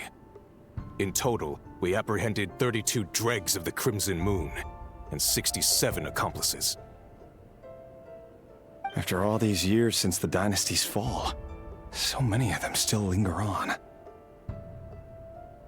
Indeed, it cannot be denied. Yet it was destiny that the Crimson Moon should be overcome by the eclipse, and that His Majesty, the all-seeing Vinster King, now guides our nation on the path to prosperity. No, that's a regular NPC if I ever see one. Nice clothing, but face is totally NPC. Khaenri'ah has no further need for a dead moon. But alas, there will always be those who refuse to see the truth, choosing instead to romanticize the past. That's not entirely true. Much about the Crimson Moon era was worthy of remembrance, and that's exactly why they keep trying to see it restored. Many of its secrets remain unsolved to this day. As it happens, that's precisely the field of study my partner is devoted to. You still haven't told her what you really do for a living. Where would I even start? How do you tell someone that you're one of the king's hand-picked executioners? That your hands are steeped in blood? You didn't choose this life, any more than I did. Orphans like us don't get a say. Orphan, huh? But I'll sure as heck be the one to pay for it. Speaking of which, we need to be more rigorous in the way we identify direct descendants of the Crimson Moon. Someone, it seems, has strong opinions about my future plans. Most likely my marriage in particular. I have a feeling that we may soon become targets of the Crimson Moon's retribution. Your concerns are not unfounded. They've taken out many of our colleagues these past few years, and for that very reason. These are no helpless lambs we're leading to the slaughter. They're wolves in sheep's clothing. Take care, Rerir of Solnari. I look forward to toasting you at your wedding. Thanks, Thorkel. You look after yourself, too.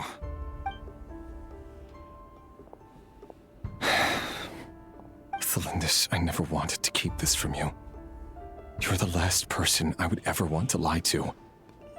But that's exactly why I can't tell you everything. There are things you shouldn't know. Things you cannot know. The moonlit dynasties are a thing of the past. Yet even now, with the sun shining high in the sky, there are those who would call forth a dead moon's ghost.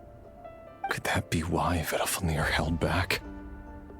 Or was it because of some court secret he's not at liberty to share? I have to get a clear answer from him. No matter what happens, I will protect Thelindis. Rerir seems to be very concerned by Vedalfnir's reaction. Vedalfnir and Dainsleif, the Visionary and Twilight Sword. So that's what they were really like. I've investigated this whole area now. There doesn't seem to be any other memories here. Should I try somewhere else? Wait a second. What's this black smoke? Seems abyssal energy.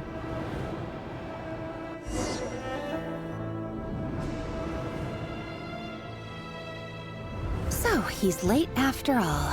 Just you wait, Rerir. You're in for it. Big time. Are you waiting for someone, ma'am? Could I tempt you into buying some flowers? Oh, sure. Pick me out a pretty bunch if you would. Thank you. But I'm afraid none of them are as pretty as you. Smooth. For someone so young, you sure have a way with words, don't you? I'm only telling the truth. Look me in the eyes. You'll see I'm not lying. Looks like Arlecchino's eyes. May we have a word in private? Who are you? And what do you want? It doesn't matter who I am. Too many of our kind have fallen lately, so I decided to take the risk of reaching out. Not long ago, the Rerir of Solnari led an assault on one of our strongholds. We suffered many casualties, and many who came to our aid lost their lives as well. Sorry, I don't know why you're telling me this. And I don't want to get involved. Wait. Hear me out. This time we finally got a clear look at his face and learned his true identity. His name is Rerir, and he claims to be one of the King's guards. What did you say? A cruel irony, isn't it? The man you're set to marry leads a double life as a brutal executioner. But surely, you must have caught a whiff of the blood on his hands. Why are you telling me all of this now? Simple. It's because... How strange. Rerir was nowhere to be seen in that memory.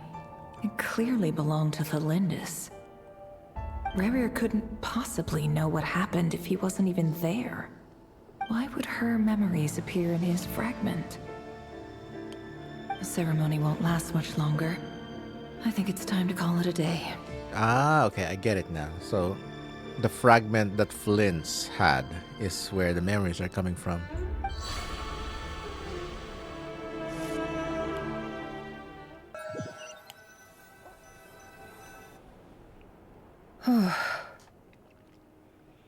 So that was your doing? Did you just pull us inside Rerir's fragment to spy directly on his memories? I see everything. Any more questions, and I'll have to start charging. I had no idea you could do that, boss! Seriously, that was amazing! We're not worthy. We're not worthy! My goodness. She's a fan. Big fan of her boss. I gotta admit, though, I'm itching to see what happens next. Feels like we barely scratched the surface. I'm just as curious as you are. But the ceremony only allows for limited time inside. That's all we can see for now. Luckily, we managed to learn quite a lot. So far, so good. I just hope the others are doing okay too. Especially the group with the Traveler. Their mission is a risky one. Let's hope it's all going smoothly. If you're worried about them, go see how they're doing. If I know Boss, she's gonna need some time to write up all the details and make sure it's all coherent. I'll stay behind to lend a hand, but feel free to head back and meet up with the others.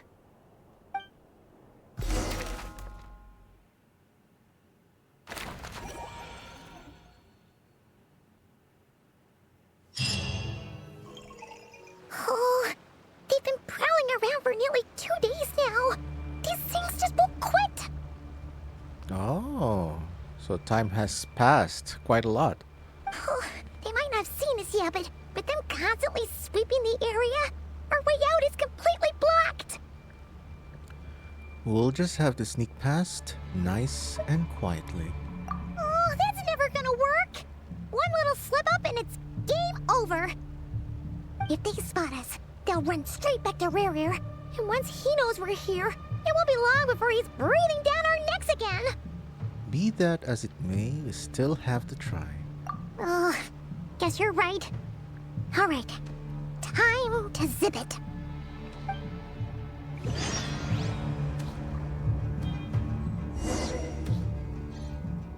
Avoid the patrolling wild hunt.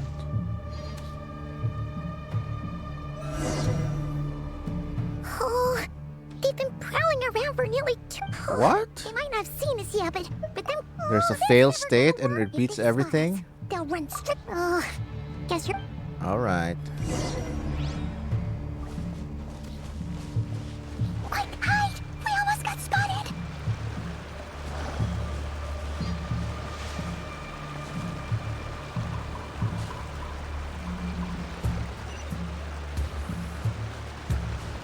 Phew!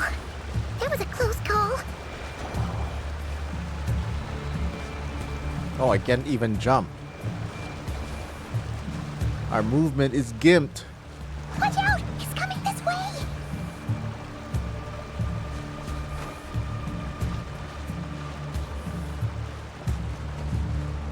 Keep going. We're nearly there. This is the final hurdle. Thank goodness that was short.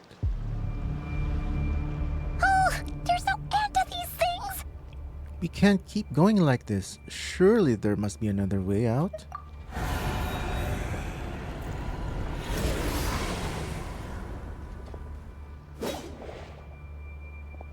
Prototype Rancor.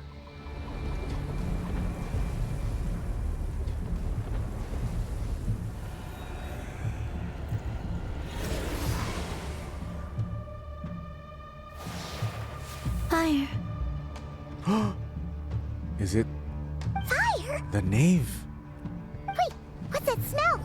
Oh no, there's a fire!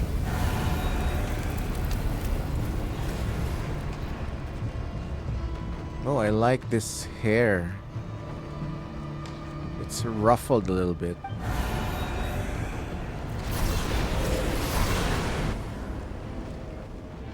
The Wild Hunt. That was quick.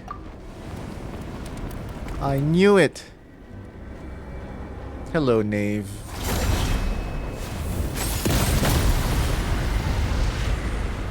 In her Crimson Moon form. Sandrone was right. You look weak, Columbina. Oh no. Great spot for a meeting, I guess. The old you would never have let such lowly creatures bar your way. Word has it that you did something for the Tsaritsa, and that's why you've lost most of your power. Freedom comes at a heavy price, doesn't it? It's Arlecchino! You came! Hello again, Columbina. And greetings, guests of the House of the Hearth. It's been a while, Arlecchino. What? We want more Arlecchino and Columbina conversation.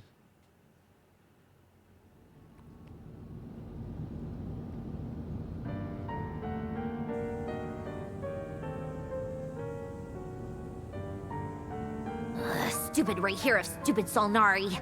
Ugh, whatever. I've got all the data I need. Next time we meet, you're finished. She's quite entertaining.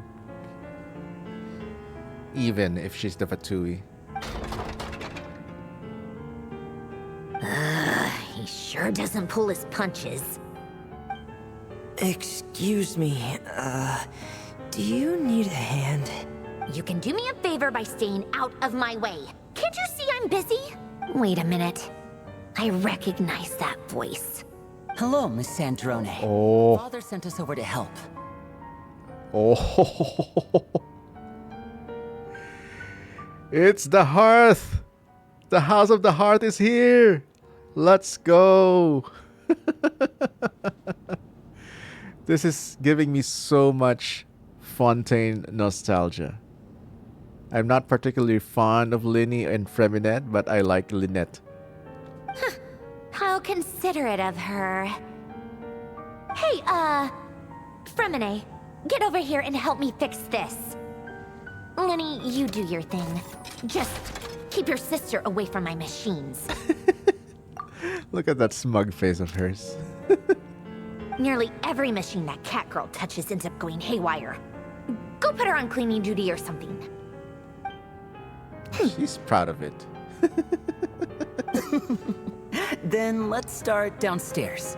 Fremine, we'll leave this place to you. You've got it. Wait a second.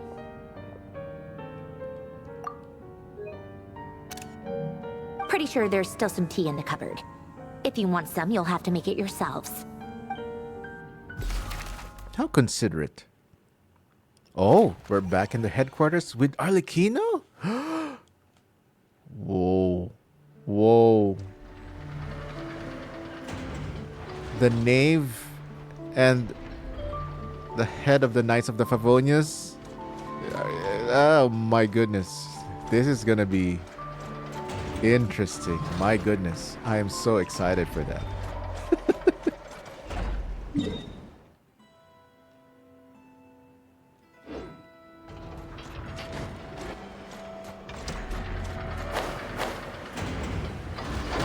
Let's head on over there.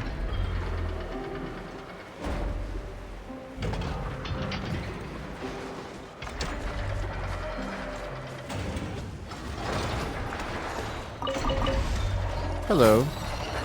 Defensive mode.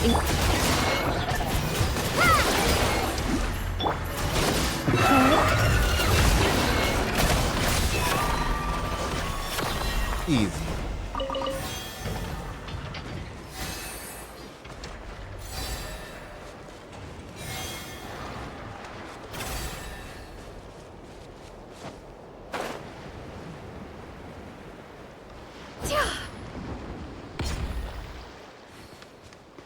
Oh.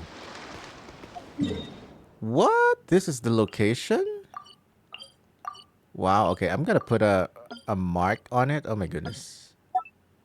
Yeah, I'm gonna put a mark on it so I can visit it later.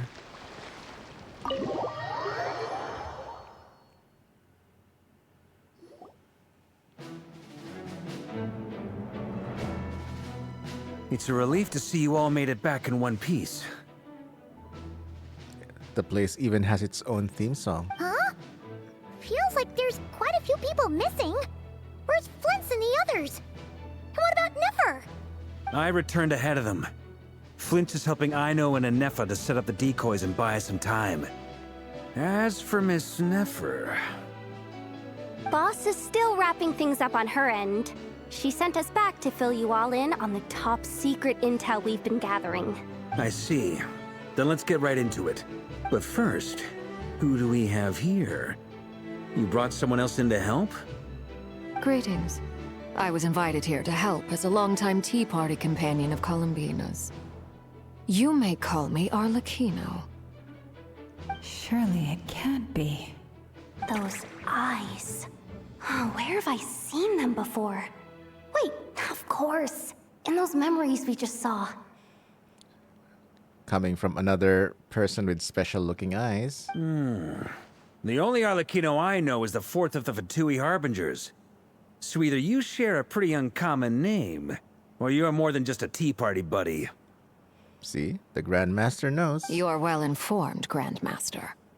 A man from Mondstadt living all the way out here in Nod-Krai, and yet the people and affairs of Snezhnaya seem to hold a special place in your heart. Oh, the feeling's mutual. Sounds like you know all about who I am, too. A Fatui Harbinger. I mean, yes.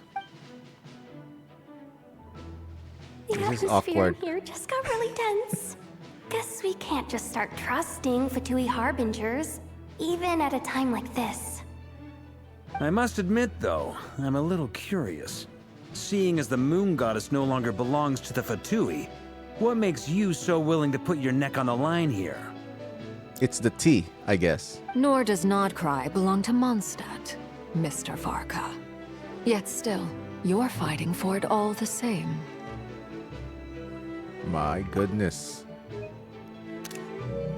I like that. Things don't always have to have a tangible payoff. Sometimes, stopping things from spiraling out of control is a higher priority than chasing the spoils of victory. Of course, I can't say there's nothing in it for me at all. But that's between Columbina and myself. Ooh. Arlecchino was instrumental in helping us save the whole of Fontaine. I'm confident we can trust her. Oh my goodness. Okay. I know this is an illusion of choice, but whatever. Forgive me. I don't mean to doubt you. It's just that the Fatui really have been the source of many of our troubles. She's right. We have our own way of doing things here in Nod-Krai. But ever since they arrived, the Fatui have treated us with nothing but hostility. Yeah, so rude. I know there's been a lot of bad blood between us in the past. I've done my utmost to avoid friction whenever I could. But sometimes fundamental conflicts of interest simply can't be settled amicably. That's why I'm here solely in a personal capacity. This has nothing to do with the Fatui. As a gesture of good faith, I'll be frank. I can help Columbina track down the iridescent moon's marrow, which will help her restore more of her power. Not gonna lie though, the textures in the textures in Arlecchino's attire is starting to look dated compared to the updated characters, the newer characters. Anyway, what else is on the agenda? Let's begin. She says she'll be frank, then completely skips over the details. Looks like she doesn't want to give away too many secrets after all. But she clearly wants to change the subject. It'd be awkward if I tried to bring it up again now. I guess we'll just have to go along with it. She's the fourth of the Fatui Harbingers after all. One look and you can tell she's not someone you'd want to mess with. Change the subject. Go, go, go. Try it, Yehuda.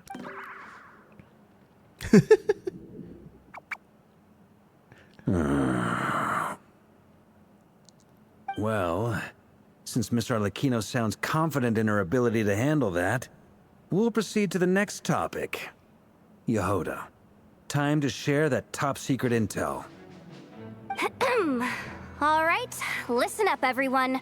First, we now know that Rerir was originally a Conrian secret agent whose primary mission was to hunt down and assassinate the so-called Dregs of the Crimson Moon. The Dregs of the Crimson Moon? Mm-hmm. In the memories, there was a lot of talk about the Crimson Moon and Eclipse, and a whole bunch of other stuff from the time of Conria. See, I can even see the pixels in Arlecchino's collar. Yeah, that needs updating. Source subject, I see. To my knowledge, those were the names of two different Conrian dynasties. Long, long ago, it is said that the people of Conria worshipped the Crimson Moon, drawing a mysterious power from its reflection. But one day, a coup saw the Crimson Moon eclipsed, hence the name of the new dynasty that replaced it, and how it became the new emblem of Conria. Still, long after the Crimson Moon dynasty had fallen, the last ruler of the Eclipse dynasty, the Vinster King, still coveted the secrets it left behind. So, he sent the Rerir of Solnari to secretly hunt down the Crimson Moon's few remaining followers. In those days, Rerir showed no signs of madness. In fact, he was as normal as any other person. Oh, and he had a fiancé, or at least a would-be fiancé, called Tholindis. Tholindis? What's the matter? Just after Rerir regained his body, he called out that name. Verfnir, Rhindaughter, Tholindis.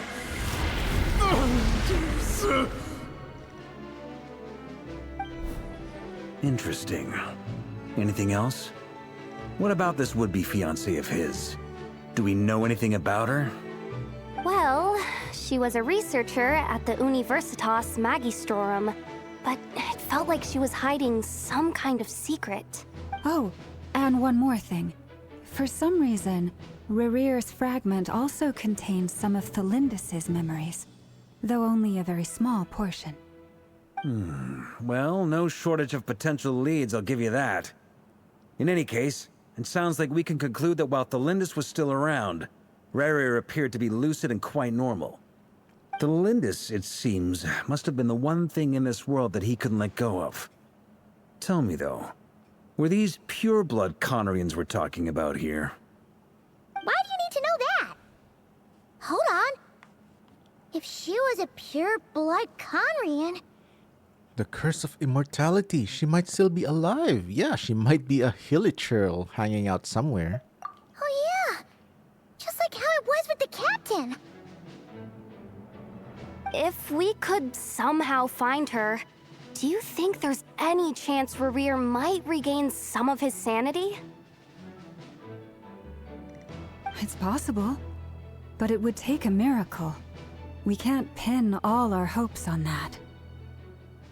That merchant who never knows, Dori Sangama Bay. Maybe we could hire her to look into it. All right, then. Let's keep working in our separate teams. More Dory content, huh? Traveler, Paimon, Kutar, and Miss Arlecchino will go look for the iridescent moon's marrow. As for the others... On the way over here, I noticed that the Wild Hunt monsters had grown even more frenzied in their search for Kutar. At this rate, the people living here will be in grave danger too. So I'm thinking of gathering together some of our followers to go wipe them out. I'll head back to the curatorium and meet up with the boss. Feels good knowing we've all got something to be getting on with. Given that the Wild Hunt has been a lot more active lately, the Lightkeepers have likely begun their own operations too. If that is the case, someone will need to pass the news on to Flint's. I'll hold the fort for now, then discuss our next move with Flint's, Aino, and Anefa when they get back. Arlequin is just walking. Alright then. Well, the clock's ticking. If that's everything, we'll be on our way. We'd better get moving too. We'll try to buy you as much time as we can. Relax. Just do your thing. Now, I decided to call in some backup since things are getting so hairy. Our reinforcements should be here any minute now. My goodness. Is it some people we know? Maybe... Jean? Kaya? Diluc? Stay safe, everyone. Dismissed.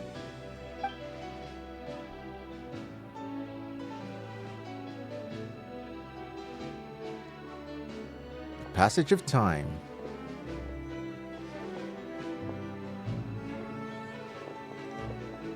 We're back. Did we get here a little early? Or a little late? A tad late. The others have already set off. To summarize, our resident moon goddess has found us a new ally, and Boss Nefer has uncovered some promising info. Everything going smoothly on your end? Not great. I don't know how long we can stall them for. The decoys are getting taken out way faster than we imagined. I'm gonna make some more later, but I need a timeout first. I'm so tired right now. Oh, right! Anefa, could you fill in Uncle Varka on what we just discussed with Flint's? Poor Aino. Sure. Uncle Varka, you previously told us about how when you went to investigate a source of the Wild Hunt in Amsvartnir, you discovered that it was just a diversion. But according to Flint's intel, several outbreaks of the Wild Hunt had already occurred in Nod-Krai in the period leading up to that. That was before Rerir had regained his body, when he was far from regaining his full strength. In other words, in theory at least, he still lacked the means to act in two places at once. Flint's, with everything that's been happening, the Lightkeepers across Nod-Krai are rallying to fight back against the Wild Hunt. They're gonna need your help. I know, I'm sure you're capable of coming up with something far more effective than decoys. But for now, you should stay here and get some rest. Anefa and I will head back over to Amsvartnir to see if there's anything I missed. I told you Uncle Varka would say that, didn't I? A deal's a deal. Not a word about my snack intake for the next week. What? They made a bet over what Varka's gonna say? Database updated. Reliability of Aino's predictions increased. What does that mean? They were betting on how you'd respond after hearing their intel. It's the obvious choice, isn't it? That's hardly worth betting on. We already decided that Anefa should go investigate the situation over at Amsvartnir on her own. You might as well stay here and keep watch. Someone needs to hang back and oversee our strategy meetings. And besides, you still haven't fully recovered from ambushing Rerir. So I've ended up with the easiest assignment. Well, I appreciate it, everyone. See you when you get back.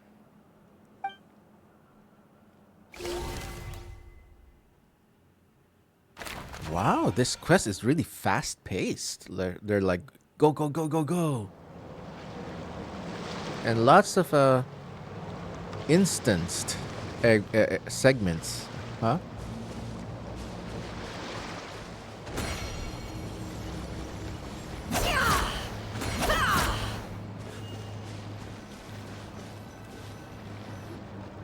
Here, this will serve as a good spot to cross over. Arlecchino, hold up a second. since you brought us all this way, would you mind telling us what you've got planned? We still haven't got the slightest idea what's going on here.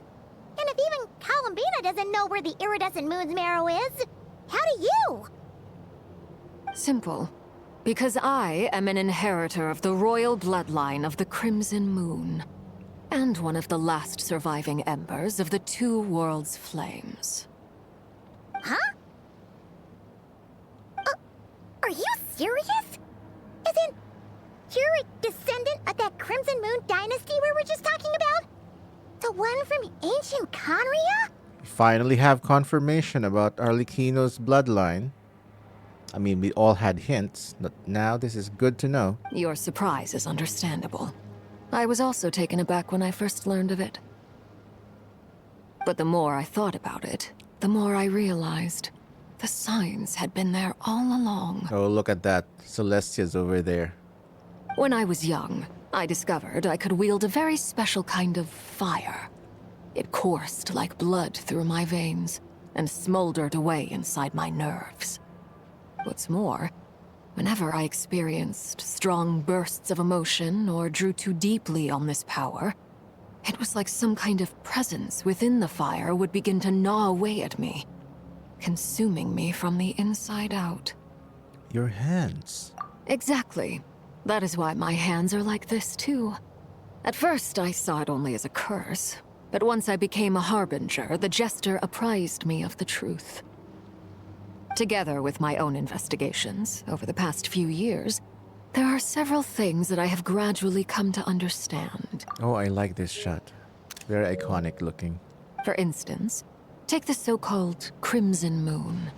In truth, it is nothing more than the shattered remnants of the iridescent moon, fused with the abyss to prolong its lifespan.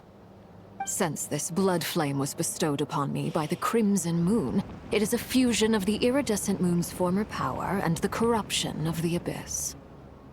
You all understand the nature of the abyss well enough. I draw upon its power, and in return, it hungers for my soul. This strange blackness is the mark of corruption it has left behind. Oh, okay. So Arlecchino is also kind of an abyssal creature of sorts. If I recall correctly, you once told me that if the corruption ever made it to your heart, you'd become a completely different person. Yes, and that's the reason I'm always careful not to push my power too far. It's essentially a never-ending tug of war. Whew. Sounds intense. Anyway, the rest of my story can wait. Is there anything else about the Crimson Moon or the Iridescent Moon that you're unclear about? Paimon has a question. So, the Crimson Moon that the Carians used to worship was actually the Iridescent Moon, right? Which was one of the three Moon Sisters. Does that mean that the Carians were to the Crimson Moon as the Frost Moon Scions are to the Frost Moon? So much of that history has been lost. We have no way of knowing exactly what they were like. But I would suspect that the Conrians weren't as devout in their moon worship as it might appear. The iridescent moon's remains simply served as their link to the abyss. Later on, perhaps someone discovered a way to make direct contact with the abyss. Or maybe there was some kind of ideological divide. Either way, a dissenting faction staged a coup and drove out the royal heirs of the Crimson Moon dynasty. Still, even with the dark sun looming high overhead, the Crimson Moon's glow never truly faded.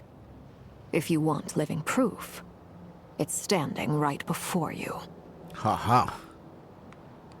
Great line. The first time we met, I sensed something familiar in your presence. When I looked at you, I felt I could see that mysterious red moon in the corner of my eye. In your flames, I saw its broken image, surrounded by a strange black aura.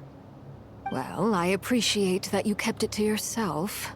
Much about the Crimson Moon is still a mystery, and I'd prefer not to end up as the object of an insane research project.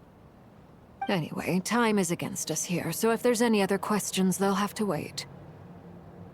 I just want to make sure I've got one thing straight. In her letter, Sandrone mentioned that since you are unable to contain the iridescent moon's marrow yourself, you intend to leave it in my custody. Correct? That's right. For now, it's the only way I can pay you back for your help. The iridescent moon is already part of who you are. So with its marrow in your possession, you'll be even more powerful than before. Unlimited power! Deal. Then let's get started. Oh, there it is. Her pyrovision. Get what started? What does this place have to do with the Crimson Moon? When I first became a Harbinger, the Jester gave me a book called Paranhari, also known as Leobranto Innamorato. You should be able to buy a copy next time you're in Fontaine. It's a love story set in the Crimson Moon era, but setting aside the tangled romances of its characters, it also records a few interesting details. In the Crimson Moon era, or so the story goes, there was an orphanage that received children from beyond the bounds of this world, and subjected them to a peculiar induction ceremony. Beyond the bounds of this world? For real? And what kind of induction ceremony? The Crimson Moon sages looked beyond this world for beings with powers that surpassed the gods. But fearing they might lose control, they subjected these children to a process of refinement. They fused 5 copies of children? Kidding. They made these children crawl up a fireplace and kept asking them, "Have you died? Did you see it?" Until they finally admitted to having died and seen a crimson moon. The adults embraced the children who passed the ritual, telling them, "Within the fireplace, you have traversed the flames between 2 worlds. Here and now, you are born anew." The book leaves much unsaid, but I suspect that this was their way of branding the children they had enrolled, leaving an indelible mark upon them so that they would forever live in the Crimson Moon's light. That explains why I can't sense the Crimson Moon's marrow in this world. It makes sense that it would be sealed in a special space that can only be accessed temporarily through some kind of ritual. But there's no fireplace here. Do you see a chimney anywhere? Oh, are we supposed to build it ourselves? Okay, fine. Paimon will go find some bricks. Lumine's face is always so entertaining. That won't be necessary. The fireplace is purely symbolic. The key to the ritual is crossing the flames between 2 worlds. In other words, the flames that burn within me. Wait, she's gonna be the portal? Those burned away by such flames leave behind a kind of ghostly afterimage in the world. In the days of Conria, people believed they could be used to bridge the gap between the 2 worlds of life and death. Oh, look at that. The Sea Spray Summer Breeze Isle is there behind them. In short, I miss it already. I can open a passage to that space for you. That's the easy part. The catch is I'll need to stay on this side to keep the passage open, so I won't be able to come with you. Once you're inside, you'll have to find your own way. The catch is a free pole arm that's used by Xiangling. What do you mean? Don't worry, we got this. Very well. Then I'll open it up. Traveler, spare me a little more moonlight if you would. I may need it. You got it. Thank Lumine you. is like a power battery I for... feel like I've recovered some of my strength now. It should be enough to move us across short distances and confront whatever dangers might await. Yeah, Lumine is like the power battery or the power bank for Columbina right now.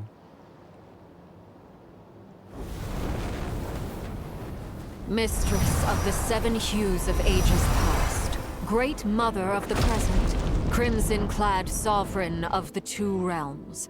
By fire severed, by fire renewed. I offer myself now and beseech your descent.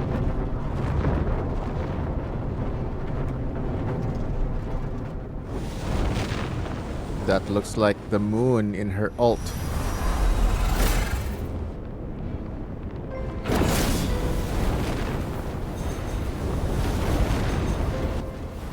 That is cool.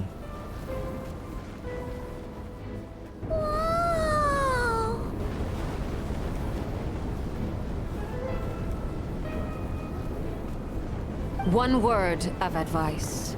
As you're crossing over, no matter what voices you hear, do not answer.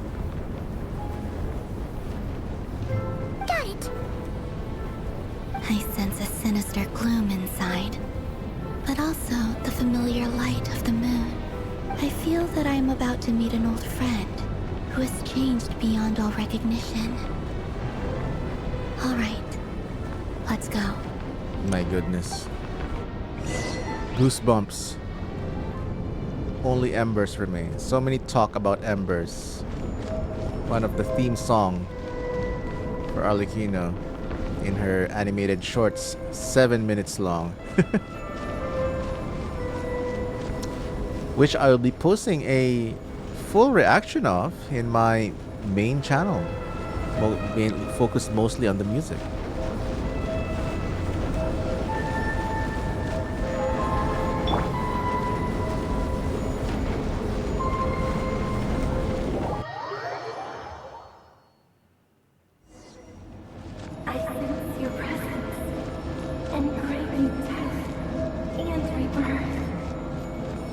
Who is talking? Why are you? You have crossed over from another world, transcended fate itself. I have no right to. Doesn't sound like Renova or Tholindis. Sounds kinda like Columbina.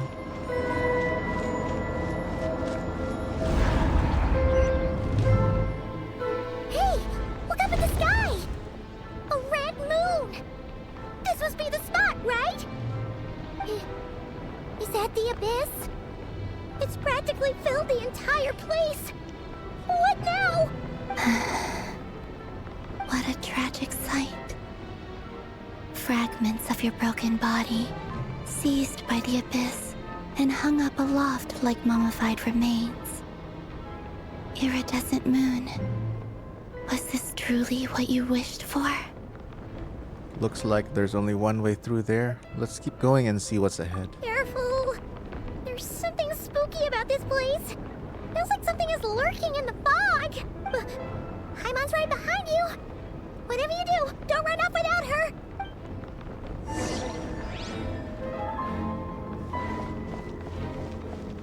By the way, Columbina, didn't you tell us that the iridescent moon had shattered into pieces?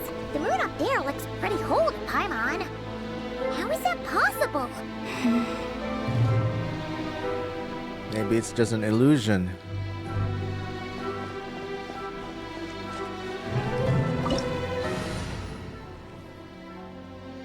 Oh, we're gonna have lots of fights. Come on. I've been waiting for this. Let's go.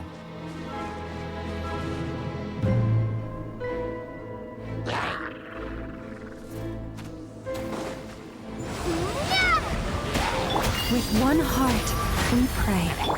It all adds up. No more lies.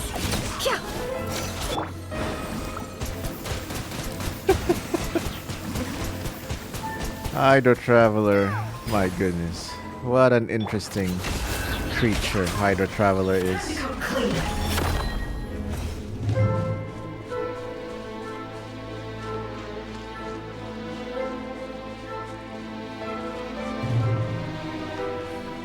Oh. I went the opposite way, I guess.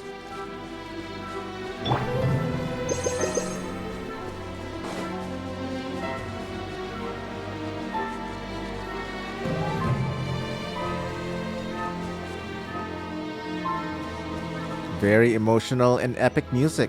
I like it.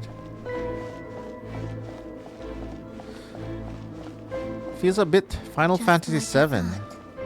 It was only a facade. Wow, it's fragmented moon.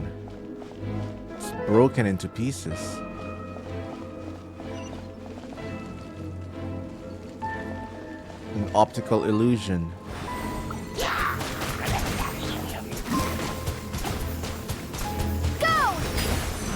You poor...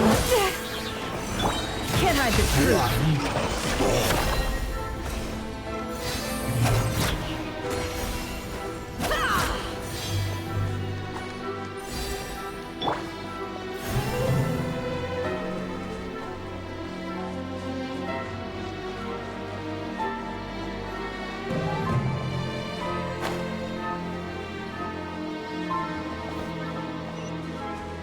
Those violins sound so rich.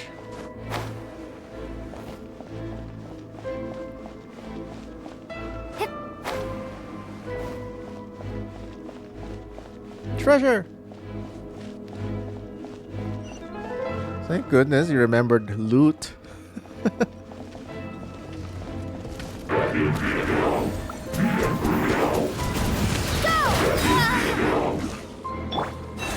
For the everlasting forest. No more lies.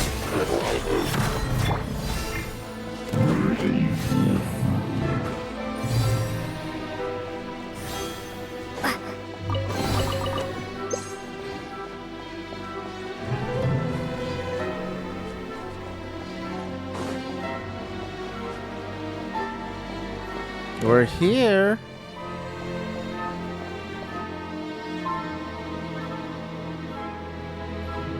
Huh? So the iridescent moon's marrow is up there in the sky? Huh? For real? That's way too high! There's no way we'll be able to reach it! No. I'm not sensing anything up there. It's coming from under the mountain. Ooh. Let's see. Ah! There's some kind of weird shadow over the water. Wait, see that?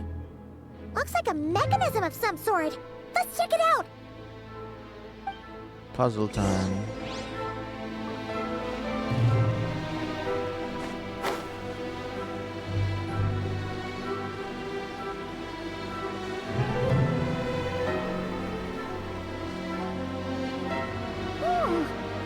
Looks like a device from the time of Karia. Maybe people once came here to study the Crimson Moon's domain, and they left this behind. Oh, if we can activate it, we might find some clues.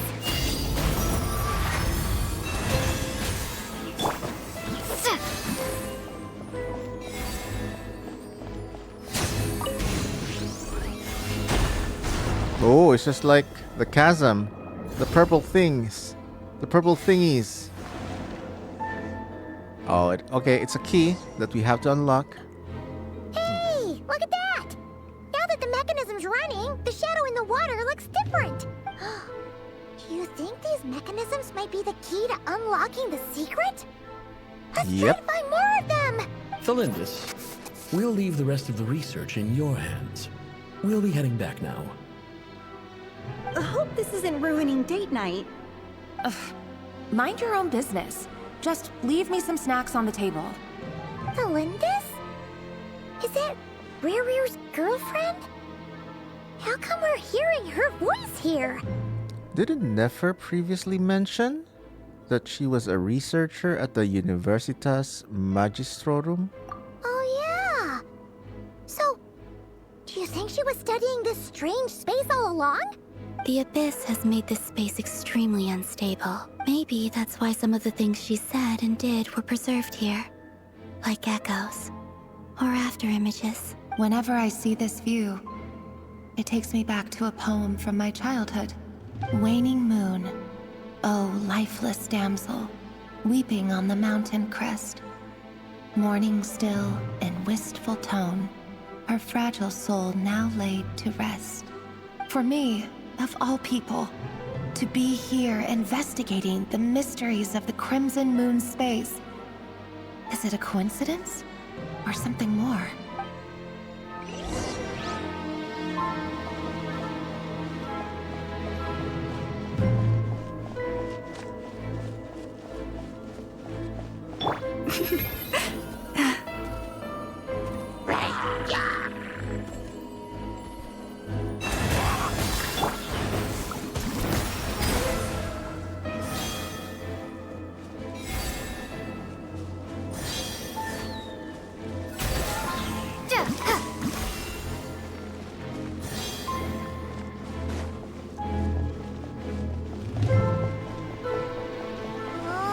Looks like the Abyss has messed up this mechanism.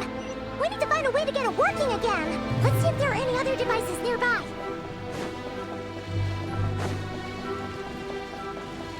Ooh, hello.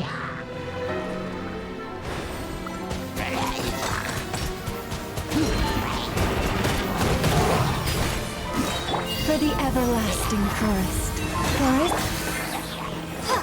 Wipe out! Can't hide the truth.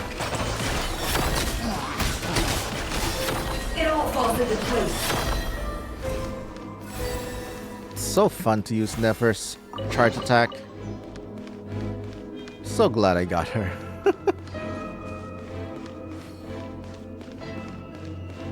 And the auto targeting is also very convenient.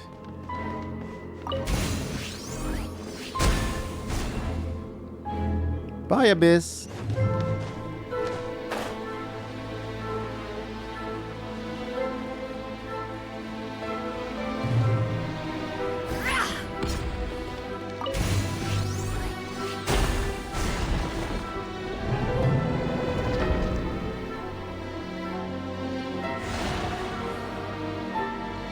One more. I see. So the moon marrow, or rather the power of the 3 moons, is the key to unlocking. Redacted. If it really does exist, then maybe this madness can finally be put to an end. What is the redacted thing, though? It's not Kovaki, isn't it?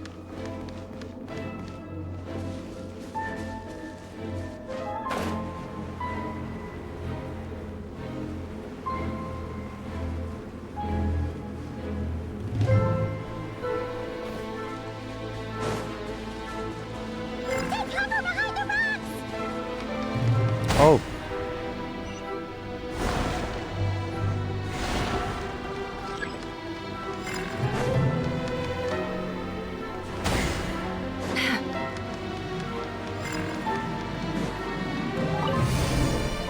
Very nice.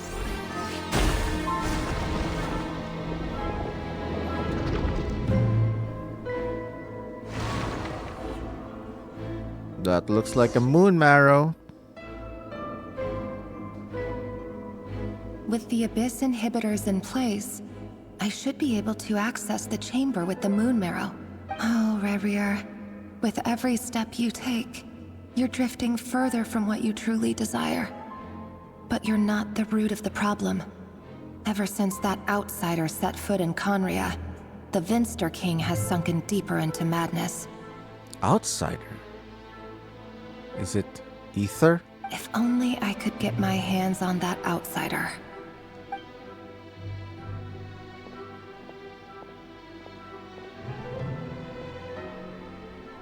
Hey, look! The moon's reflection is back to normal! Melindis' voice mentioned a chamber with the moon marrow. Do you think maybe it's hidden in the moon's reflection? It must be. For within it, I sense the fragile aura of a dying soul. Then there's no time to lose! Let's go! Let's go indeed.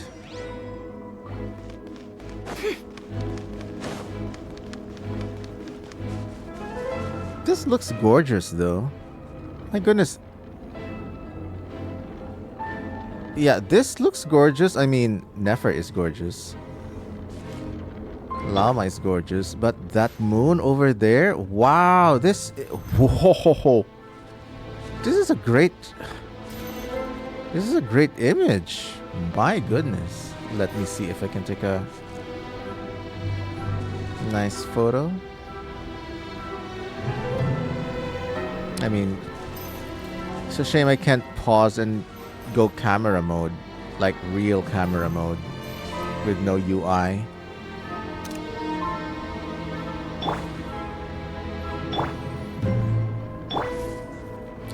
Inefa just looks so weird here. I think Llama is the one that makes most sense. Damn it, Hoya, give us Columbine already.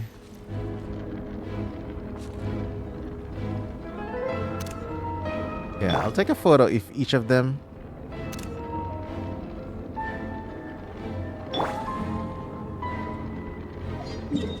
Oh.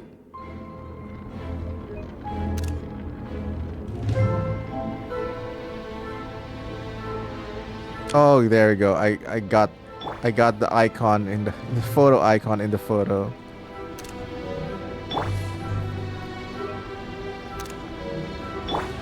And one more with Llama just to be safe.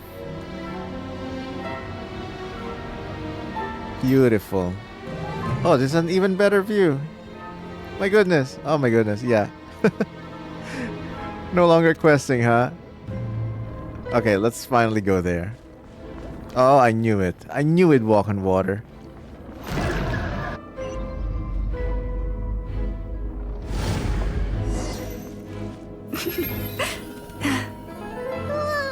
These things are so creepy. Looks like we'll have to destroy them if we want to get to the iridescent moon's marrow. Indeed.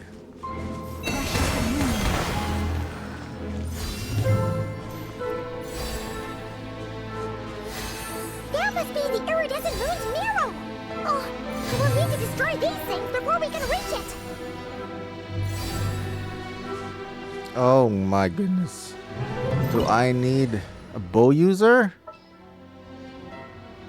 Alright. The most reliable bow user I have.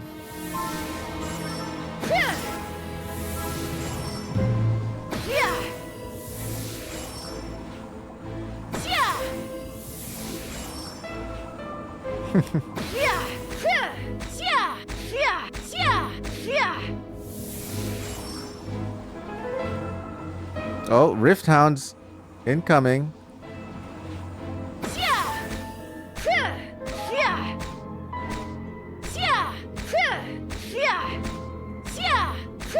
Oh, we're not reaching it there.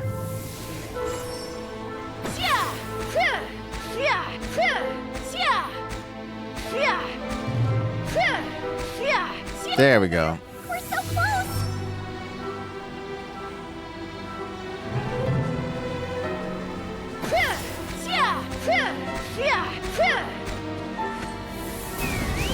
Locked on! Bullseye! Locked on! Locked on! Gucci.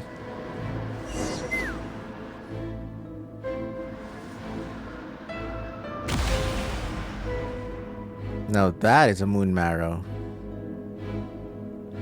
Looks like I finally did it. an elemental icon for skills. The iridescent moon's marrow, still burning away like an undying flame, yet now contaminated by the abyss. It has taken on a new form entirely. It's always the abyss. If we can purify the abyssal power within, we should be able to obtain its untainted essence. Leave it to me. Yes, finally.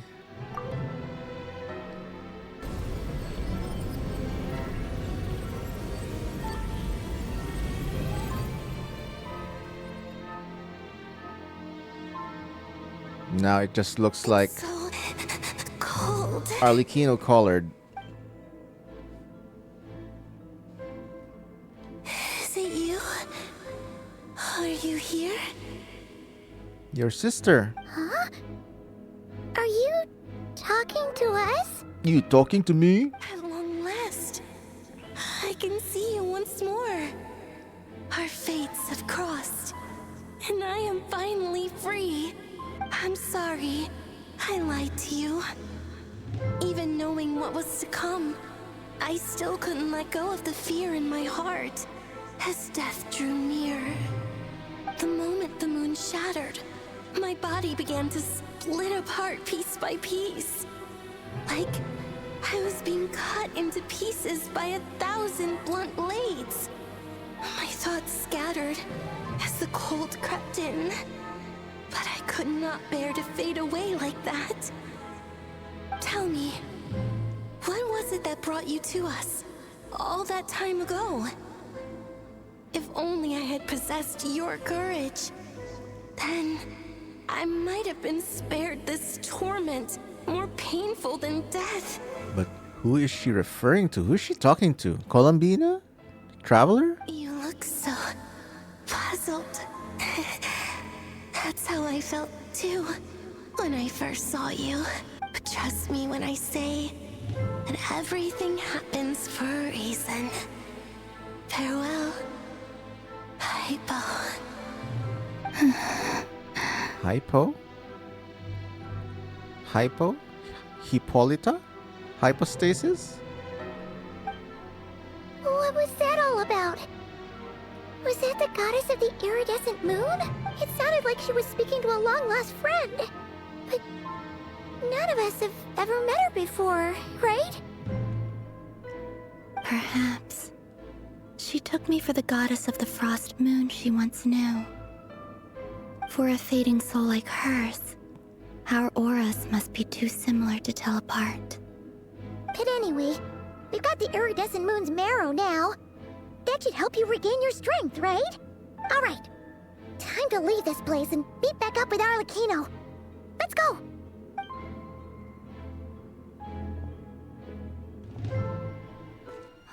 That's odd. Cutscene. This place looks different than when we came in. Waning moon, oh lifeless damsel. Oh.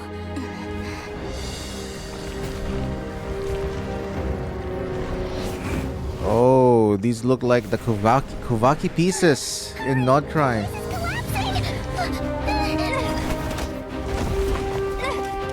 It wants to trap us here. Who's it? The Abyss? Now we've taken the moon marrow. All that's left here is a dark will. It will show us no mercy.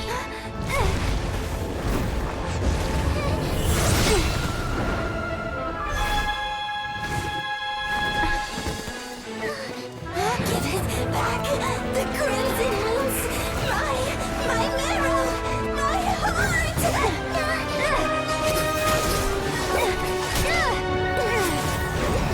Wow. A hint of Columbina's power. Finally! Huh? Oh no! The exit's blocked! I wonder what if Columbina has some sort of blink as her traversal ability. This is where you fall. Witness my rise. Go, go, go, Arlecchino. She said the line. She said the line.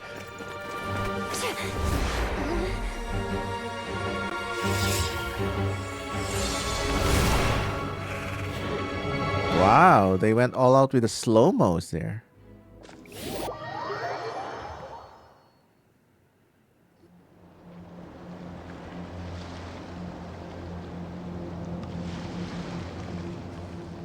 Oh, we made it! Was that you, Arlecchino? Did you save us? Wait, your hands! They're... Oh, this? Don't worry. It's a small price to pay. The Abyss wanted to trap you inside, and I defied its will by bringing you out. No wonder it's a little angry. If I can purify the abyssal power, then maybe... Is there anything I can do in return? No. I have paid the price, albeit a small one, and it cannot be undone. My hands have already fused with the Abyss. Purification would simply destroy whatever's left of them. Oh, really? Then that means if ever we need to defeat Arlecchino for good, we can just purify her and she'll lose her hands? But surely... Oh, we're so sorry, Arlecchino. Paimon can't believe you'd make a sacrifice like this for us. As much as I'd like to call it a favor, The truth is, I was simply holding up my end of the deal. Well, Columbina. Yes, you did your part. And as promised, I will leave the iridescent moon's marrow in your care. Yeah, the From this iridescent day moon. forth, may the two worlds' flames burn ever more brightly. Yeah, the iridescent moon's aesthetic definitely fits Arlecchino's aesthetic.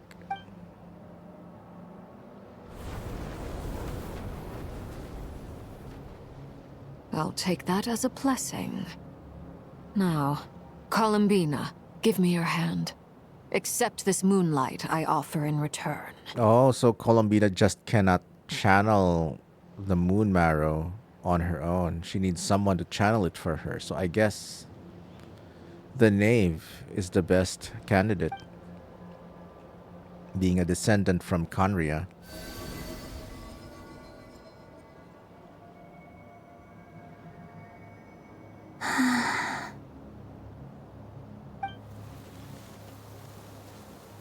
Flowers.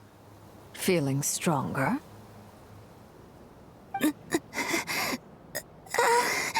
It's overwhelming her. Hey, Columbina, are you okay? Columbina's lullaby. Oh, the instrumental version with no singing. I'm fine. Our powers are a little at odds, that's all. I wonder if the red flowers and the blue flowers represent some sort of dual nature of Columbina's power, kind of like Durin's white and black mode. Two play styles, maybe a support and a DPS. I'm excited. So excited to find out Columbina's kit. I need leaks immediately because, you know, I already planned to C6R5 Columbina herself just because she's Columbina.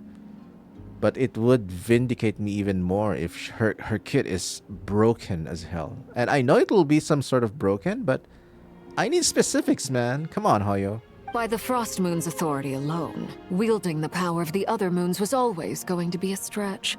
Still, I think it's fair to say that your strength has returned, at least to the level it was at as Third Harbinger. Ooh, nice hint right there. It's still not enough.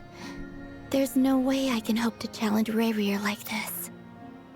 Just one more ray of moonlight, if you would. Don't push yourself too hard, please, Columbina. We still need to pull for you. It's okay. I can take it.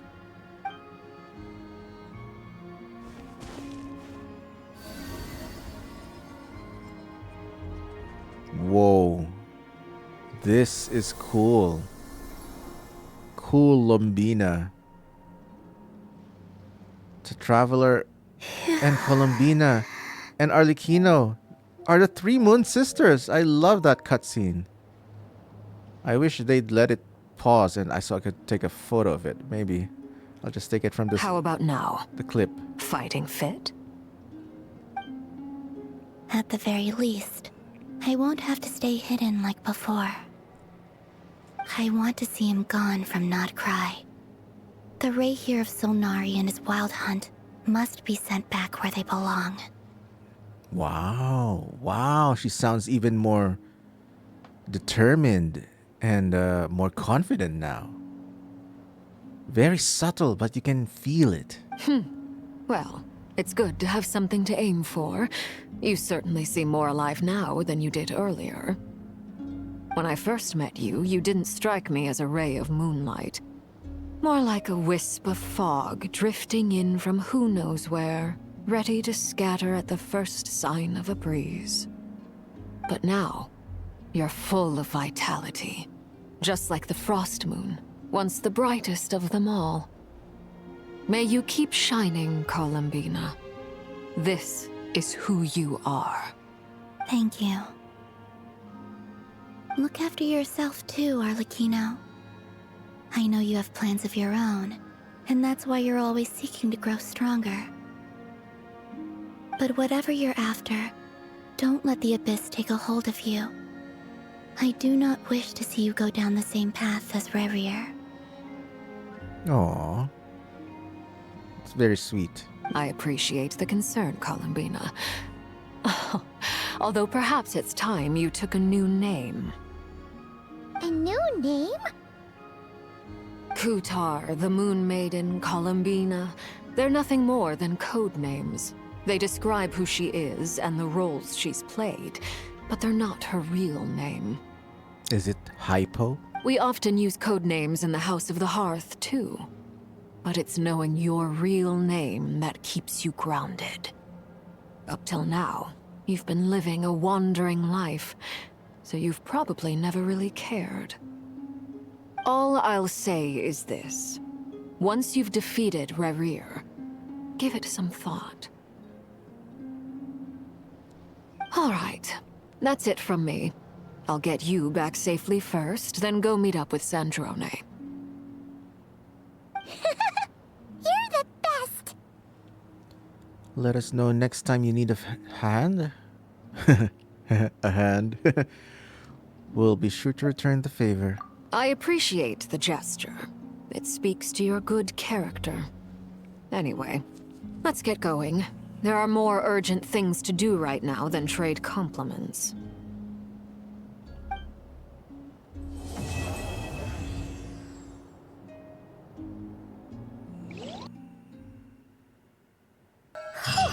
It was a close call, but we got the iridescent moon's marrow and restored Columbina's strength. And that's all that matters.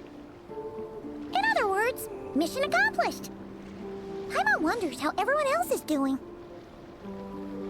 Wow, okay. That was a great half part of the quest. But surely there wasn't anything resolved. The Wild Hunt is still there. Rerir is still there. So yeah. On to the next chapter.